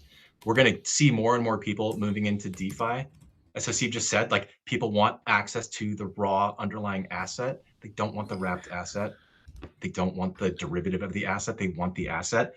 They want to hold it in their wallet. They want to know that they own it and it's, you know, it's safe. I think Intense grows. For me, like, Intense is not just a swapping mechanism. It's not just a crypto mechanism. You know, our long-term vision is this becomes the commercial arm for the artificial intelligence agents and transactions that are coming. And you'll see us build out Intense in that way. So we'll move from just a on-the-spot swap between Haseeb and I to a escrow transaction between Haseeb and I to a contractual relationship between Avichal and myself. Like, that's where we're going to see it going. We're going to see it move into physical goods. And this was a tremendous proof point, but that's the long-term vision. Hey, how's it going? You know, that intent concept. I would add kind of two things. One, I think DeFi is certainly going to take off. I think TradFi is coming in. Like, this is, you know, when we talk to people in New York and Wall Street, like, they're going to tokenize everything. It's very clear. I don't know if I should tell and you that has here, to sit but it somewhere. sounded like the green was, I like, don't bleeding think it's over going to into the be live that there's stream. just like one chain where all the tokenized stuff sits. There's just too many competing Like interests. 5 minutes ago? It's going to be complex, right? I think it's going to be many chains, many base layers, many L2s, many L1s. And so I think that fragmentation creates opportunity for Intense. The other thing to think about here is the rise of agents. And I think the agentic economy, while very nascent right now, I think if you look at any other financial market, you know, if you look at the stock market, it's mostly algorithms. Yeah, one It's of my not devs mostly just said he heard humans. me live. So we're used to this world where there's like a bunch of humans clicking on buttons in DeFi. What we're about to hit is this world where it's all bots. You know, there's obviously a bunch of bots at the MEV layer and like in transactions right now already, but like when you can vibe code a bot that just does a thing on your computer, or every single app has some agentic interface, I think you're actually talking about like an entire TAM expansion of 1,000,000x, right? Like I think the actual users of this stuff are not quite here yet. And once the agents are here, now you're talking. And I think that happens over the next like 2 or 3 years. Avichal, I'm still thinking last about. thing I'll say, last thing I'll say, just to put a bow on that, is the reason why Intense. Just to hammer this one more time. Like, even if you just want exposure to the price, right? Let's say I'm buying Bitcoin, and I'm not buying Bitcoin because I'm going to be using Bitcoin fees to transact on Bitcoin, but I just want to own the Bitcoin, right? Even in that world where I just care about the price, if I'm an agent or if I am, you know, somebody that just doesn't really, you know, look, Hyperliquid's a great exchange, but if I want to own this Bitcoin for multiple years, do I really want to have an open derivative position on Hyperliquid for years? Like, do I know what that's going to look like? Do I know what the funding rates are going to be? Do I know that the exchange is going to stay up? Do I know what's going to happen to my positions? Do I know there's not going to be a Hyperliquid V3 or a V4? I don't know any of that. I don't care about any of that. I don't want to know about any of that. All I want to know is I have my Bitcoin and you leave me alone. And so the instantaneous trust I have to have of simply, does this intent network work? Am I getting a good price? That's the only thing I need to know. The moment I have that interaction with the intent network, I am done. All I have now is Bitcoin. All I have now is Zcash. All I have now is the tokenized stock. Even if I'm an institution, I don't want to have a long-term position open on some DEX. I just want the tokenized stock. Give me the tokenized stock. I want no further counterparty risk than whoever actually did the tokenization, the end. That fundamentally is why I think this stuff is going to continue to grow. Institutions care a lot about counterparty risk, to say nothing of individuals. Gentlemen, thanks for joining. It's the Intense Day special today. It's a bit of a mega stream. Thank you for being a part of it. Congrats on the success on this investment. Matt, great work. Always good to have you. Always good to have you guys on. Pleasure, guys. Shout out to Cheers, the green guys. room guy. Alex. Behind the scenes cooking. Cheers, guys. Sweet. Mahalo. See you guys. Much love. Bye. Alrighty, Rob, takeaways, thoughts. I think we're on hour 3.5, and I'm losing steam. You can't lose steam. We've got one more panel. We've got the cross-chain panel. I had to re-up on the coffee there. Yeah, I haven't had coffee in 2 weeks, believe it or not. I know. You carried How's that been? What's that? How's that been? Talk to us about your no coffee journey. It's been interesting. I stopped all substances, including alcohol and coffee. And the mental sharpness and mental acuity was definitely level up. So no coffee, no alcohol, no kush, no nicotine. Right. Nothing. Yeah, no, none of it. None of it. Wow. So I've been extremely zen and primarily very sharp. But as you know, like we've typically ended the stream around this time the last few days. And so I think I think the routine is, the marathons are an absolute they're a journey. This guy's sober. I'm Yeah. firing. I'm fired up. You carried that last one. I am These guys were dialed. firing on coffee. Good. I just got a text from Dan Elixir at Nascent saying, who coined Neo Finance? That'd be us. That would be the Rollup Co. That would be the Rollup Co. Yeah. I actually gonna take some credit there. I coined it. Nah, I'm kidding. Robbie fully created the category. He was like, bro, we were on the stream one day. He's like, dude, there's a term for this conversions that is happening. And I swear, I don't know what it is, but it's in between this finance and DeFi and all this. And lo and behold, we got Neo Finance. And I think I would venture to bet that on some pitch decks in the coming months, you will see Neo Finance. In fact, I will expect more market map categories. I expect more Neo Finance. I'm seeing Neo Finance articles. I'm seeing Neo Finance blog posts. Yes. I'm seeing Neo Finance everywhere. I am seeing blog posts. I'm seeing LinkedIn posts. I'm seeing newsletters. I'm seeing podcasts. I'm seeing clips that are not coming from the Rollup about Neo Finance. Guys, Neo Finance is everywhere. It's happening. It is on. It's on. I love it. And he's had enough coffee for the both of us. Neo Finance has us fired up. I think it's everywhere. This is, and as you know, Andy, we're developing resources for the community to take part in the Neo Finance landscape with us. So we will be putting out a dashboard where people can keep track, because ultimately, we're going to put on a dashboard that's going to show that full on these tokens are going to outperform your shit coins. Like, guys, I'm going to full crash out. Like, you need to be investing in the Neo Finance category, or you're going to get BTFO'd this year. You're absolutely fried. The only coin that I'm not liking is Athena. The only coin that I'm not liking on the Why'd Neo you Finance save that right for now when Haseeb hops off? is Athena. I'm liking Sky over Athena 10x. I'm sorry, not financial advice. Let's check it out. Guys, I'm telling you, if you did not see the Neo Finance map, it's on Twitter. Search it. Guys, we're going to drop a Dune dashboard. This category is going to outperform all your shit coins, and it's going to happen. We've got the last panel, the multi-chain panel. It's coming up right now. While we're at it, let's have a look at the market. Yeah, let's take a look. I'm scared. I've been on the stream. The market. Oh my God, Sky's up 5% today. Oh What? my Oh God. yeah, Sky Dude, looks better Sky than me. is the #1 Neo Finance token performer this year. I'm tempted to full port it. Should we just rattle off some other picks right now? I'm so tempted if to you're full with us port on Sky. hour 4 of the intense day special, Dude. obviously we should drop some alpha here. I'll give my top 3 Neo Finance picks. Sky looks insane. Sky is #1. Maple #2. And I'm gonna go Canton.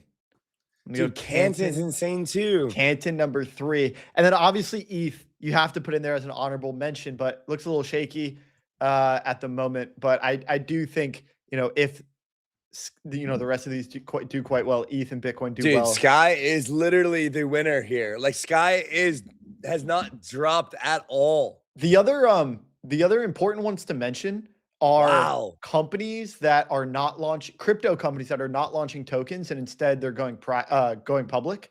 And so like BitGo is up 25% today on their IPO. Wow. Anchorage Digital, I believe, is IPOing as well. They're looking to raise like between 200 and 400 million. I'm pretty sure Wisdom Tree is already public. I think they're going to do well. I'm way up on my uranium, by the way, guys. I'm way up. That thing's flying. I put a bag in that thing, and that thing is ripping. Honestly, my worst performing asset is ETH right now, and it's terrible. And honestly, I think I'm gonna have to eat this loss on this ETH position, and I think we're gonna have to take that over to Sky. I mean, I don't see like Sky's chart is just insane right now.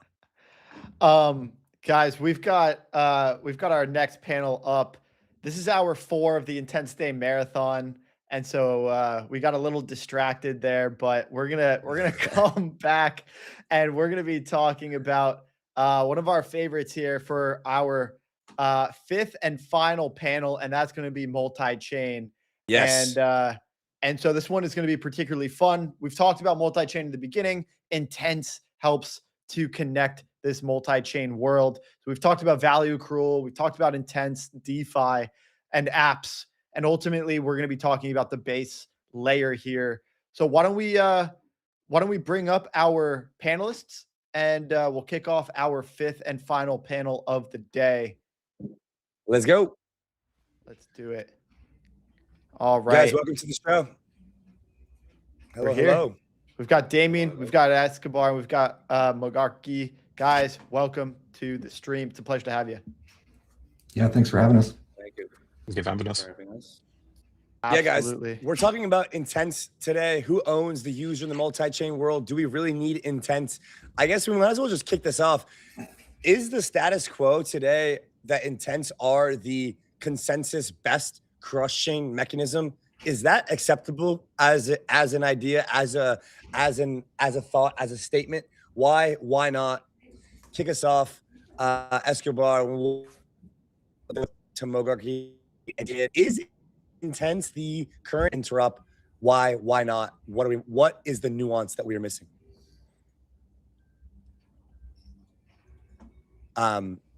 Escobar, you can start if you like. Yeah, sure. Well, I think back in the days, before we jump to the Intense solutions, I'm working for a breach, and it's a Bitcoin breach. The latency, the transactions, everything is just very horrible. We take like probably around 24 hours to receive my Bitcoin. Where Intense come in right now, I think we have Li-Fi swap kit. Back in the days before New Intent coming in as well, it solved a lot of problem, but then New Intent kicks in with a better quote sometime.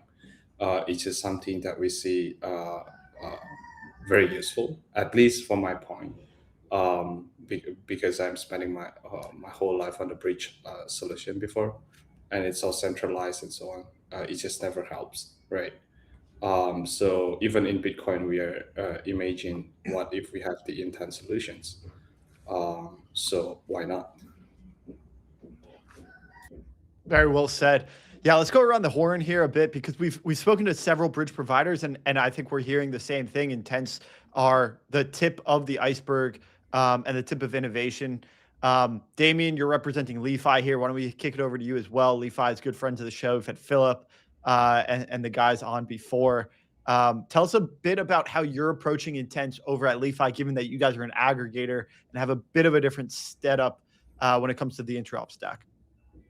Yeah, of course. So, as you said, LeFi has historically been an aggregator. I think at the moment we just want to basically expand our service with Intense. So, essentially, the thing is with Intense as a primitive is that really they are kind of doing two things. They get you from point A to point B, and they also help reduce complexity in that they reduce the amount of steps that are required to get from point A to point B. So, yeah, at the end of the day, because the cross-chain world is so complex, there's many different ways to get from point A to point B. There's many different options you can have to do that at any given time, because crypto is such a wide market, and there are so many markets in crypto. So yeah, intents basically kind of help distill that market down to like a single primitive that you can action, is the best way that I'd put it. Yeah. Awesome. Guys, when you're thinking about owning the user in this multi-chain UX, I think a big part of this intense conversation today is around kind of understanding the user flow. You know, you've got wallets, applications, aggregators, execution layers, right? Being the blockchain.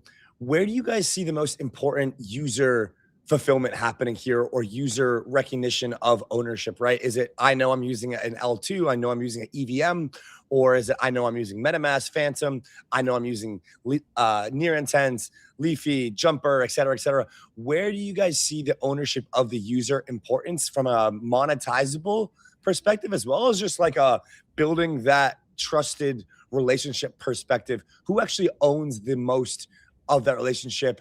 And kind of how do you guys see that playing out as we scale into more and more chains, more and more users coming on chain, right? Think non-crypto natives, think institutions. Who is going to own those, and kind of where is the important part of the stack there? Yeah, I think the most exciting thing about Intense is that it actually allows the wallets who have worked so hard to get the users on board, or the applications that the users are using, to finally deliver the options that the users need to do their financial services. And Intense is the first and easiest way to do that, through swaps. So previously you might be a Trust Wallet user because you understand self-custody, but when you want to do your actual trading, you would go back to Binance, you would go back to Coinbase. And what Intense allows is for a Trust Wallet now to own that user and to keep them inside of their app, and to have the assets be tradable that they actually want to interact with. So this didn't happen previously, just because the DeFi technology hasn't been there. So you might have a really great experience on Uniswap with EVM, or on Jupiter with Solana, but as soon as you want to bring in an asset like Bitcoin, it's really difficult to do so. So I think that's one of the biggest unlocks for an Intense platform, is that it allows the people who work so hard to build up their brand and get the users in, to actually keep them sticky, and then to generate revenue from them as well.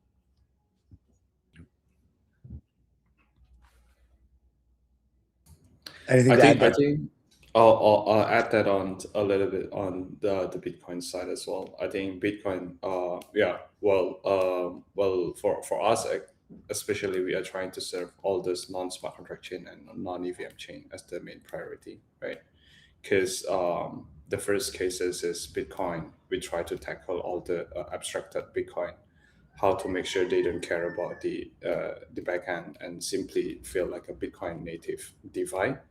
That's the problem that we try to solve at first place. But then Bitcoin users or Bitcoin community just not that convenient to use DeFi sometime, right? They maybe prefer something centralized as well, to have a custody or whatever. But but then we see Zcash as one of the case study for us. We have go through Zcash cycle as well this time. Then it's actually very helpful. So I think from our point of view, at least, it's all solving the problem for non-smart contract chain and non-EVM chain. Yeah, well said. That's a great point about kind of the underlying infrastructure, EVM chains, and alt L1s, and how these things fit together. Another point that we heard earlier today was that there's really not too many quality assets on chain. Like, you got Bitcoin, you got ETH, you got Zcash, and there's a few other ones. Sol, you can be used for some things, but there's a long tail of coins that were kind of a flash in the pan, and that was it. We do believe that there are tokenized products and tokenized assets that are coming on chain. And I'm curious how you guys are thinking and anticipating and building for this next onslaught of institutional assets and institutions in general. How do you think Intense may differ? And how do you think the way in which we build these platforms could evolve as we get more tokenized private credit, more US tokenized equities, tokenized deposits, stable coins? Like, these are sectors that we see are poised for incredible growth. How do you think the apps, especially the interop and the intense apps, are preparing for the rush of liquidity that we believe is coming in these particular asset classes? Margarki, maybe we can start with you on the swap kit side and kind of think what is your institutional plan here as we see this changing? Yeah, I think if we zoom out a little bit, what are we trying to achieve here? And I think, all of us believe probably in bringing finance on chain, but why do we want to do that? Well, the reason is because number one, it's more reliable, it's safer for the user, it's less prone to corruption. We have transparency. So all the problems of traditional banks, of centralized banks, are the things that we're trying to tackle here. But what we're not trying to do is make users learn and understand what crypto is, what blockchains are, what all the underlying technology is. They don't care about intense platforms or AMMs or however we achieve, what's happening in the background. We care about that because we're super nerds and we build this stuff. But the user just wants to trade the assets that they want, and they want to do it in a fast, efficient way. So as we move into these next billion users, which are today using TradFi, I think we really need to focus on making that real world experience as transparent as possible, right? So that it's just it feels like you're using an app. And I heard on the previous panel a great example, like you're in your Robinhood app and your friend is in Cash App, or maybe that wasn't the example, I don't remember, but you can send interoperably between the two. And I think this is a huge unlock for Intense. And I think we're going to see really cool things around real world assets, around bringing things like accredited investment, KYC on chain, having zero knowledge KYC that can exist on chain. So all that stuff is really coming down the pipe from a lot of these institutional players, and Intense is there ready in the background to serve them. Yeah, do you think that the resiliency and reliability that a lot of these institutions want with regards to counterparty risk, with regards to moving assets across different chains, whether it's tokenized versions, whether it's stable coins, do you guys think that that the multi-chain landscape as it exists today is sufficient enough to support their needs? Or if so, why? If not, what do you think that is kind of the next iteration of this landscape to support a more institutional or even a more agentic kind of cross-chain landscape from that perspective? What do you think that we need to keep in mind to build going forward? Damien, maybe we can start with you here. Yeah, of course. I mean, I would say that the great power in Intense is that with Intense, your total addressable market becomes crypto, because of the complexity that abstracts away at the end of the day. Essentially, what Intense allows is kind of multi-VM chain agnostic composability. And this allows institutions, agents to orchestrate different actions across multiple chains in order to provide or fulfill a service. And I think that'll probably be the real unlock with Intense or kind of like multi-chain calls, for example, because at the end of the day, with the agentic economy, they have interop, but those agents need to be able to act on multiple levers, I'm going to call it, because they need to be able to compose these different actions to perform certain functions. Like if I want to move from point A to point B, that might require me to take 3 different steps on my own. But if I want to do that in a click as an end user, I can get my agent to basically do that for me. But for me, it's just a click when I look at the whatever front end I'm visiting, essentially.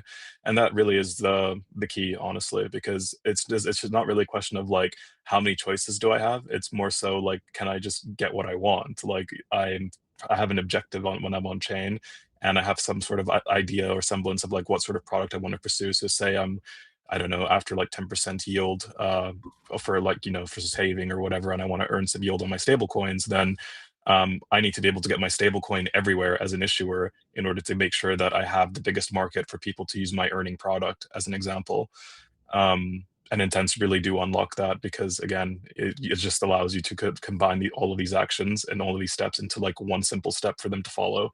And they do not need to know what chain they're on. They only need to kind of think about what asset is it that I'm interacting with. And can I just like interact with it freely? Like, can I like send it? Can I receive it? Can I like kind of, you know, onboard, offboard easily between this asset and other assets that I might want to at any moment? So it's really just about offering that flexibility rather than choice, I would say.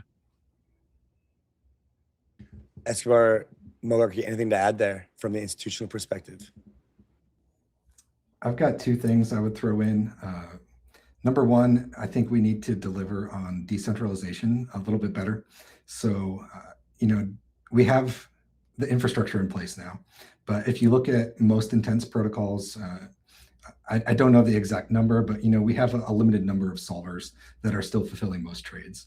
We have some centralization around, you know, how the APIs are built and things like that. So if we're going to, you know, really deliver on trustlessness, I think we need to go and push the envelope a little bit further on decentralization. And then the second piece is just liquidity, because if we don't have, you know, always on super deep markets for every asset, then that's how institutions end up going OTC at Kraken or Coinbase or, you know, somewhere else, because we can't fulfill it at scale. So I think those are the two real things we need to focus on. Mogarki, I got to follow up there. Do you see centralized exchanges as kind of the main competitor to the on-chain interop landscape? I think as of today, yes, that's true. But I really look at like all of TradFi as the ultimate competitor, right? Because what we're trying to do is build the financial services that compete with everybody's, you know, everyday life interacting with their finances. So whether that's payments, whether that's savings, whether that's borrowing, whatever it might be, we're trying to bring that all on chain. So are we competing with Coinbase? Of course, but we're also competing with, in my mind, you know, JP Morgan Chase and Wells Fargo, et cetera. Especially as, you know, those asset and product get tokenized, right? It's like they could, and I think they have already built their own internal permissioned blockchains. You know, Intent could, in theory, solve interop between those chains as well as, you know, open permissionless chains. But I do think that once we see more tokenized asset classes, and then it's sort of an apples to apples comparison, that's when these blockchains and these DEXs and these routers are really like face to face with competition, because it's a matter of, is Bank of America, you know, going to develop its own, you know, permission chain, and then are we going to see all the assets kind of, you know, accrue there? Are we going to see them in a more composable world? Ultimately, I think we all want to see them in a more composable world, but the end user isn't going to care, right? So we have to make it cheaper, better, faster, so that it is in their favor. It's in their best interest ultimately to come over and integrate.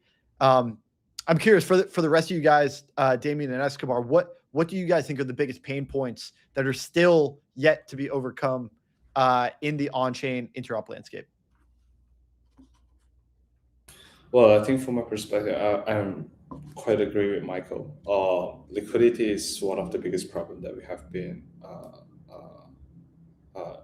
facing all this time, right? So just a little bit of background, we are building a cross-chain lending market on top of near Intent itself. But then sufficient liquidity is very, very important to build that cross-chain lending market, where we simply build a unified position for the users, but it always comes to a better quote, better liquidity over the time. Whenever people want to supply and borrow, we need to get that liquidity out or supply as soon as possible, because market is very volatile, unless it will be a very risky move for them as well. So one thing, liquidity is more than enough, I think, for the next 1 year to be solved. We can look further on the decentralized side, because I think decentralized things might take some time compared to liquidity. Damien, close us out here. It's been a 4-hour marathon. The boys are running out of steam. Close us out here. Yeah, sure. So in the interest of not agreeing with everyone, I will say something a little bit left field. I would say that the biggest pain point for interop is actually noise. What I mean by that is that there's just a lot of noise on chain, right? So that means it becomes very hard for users today to actually find the opportunities that they are actually looking for, right? That's historically always been the issue. You have all these different front ends, all these different tools, all these different bridges. And with regards to interop, that tooling to actually access opportunity has been abstracted away because you can get from one chain to another chain fairly easily today. But that has to still kind of evolve into I would say personalization of certain opportunities and products. So it's kind of like getting to the level of like having your Spotify weekly kind of recommended to you, but on chain, right? Because you're interested in a certain kind of music. You are someone that is a consumer of music and you want to be able to enjoy music that you like specifically. So if that's the case on crypto and we want to extrapolate it to that example, it's less going back to like, on-chain yield once again.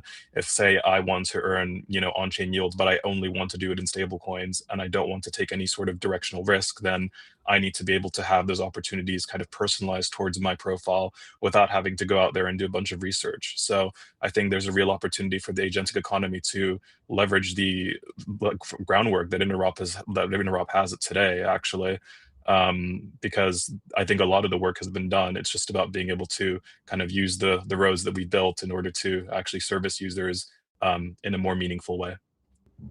Yeah. Well said.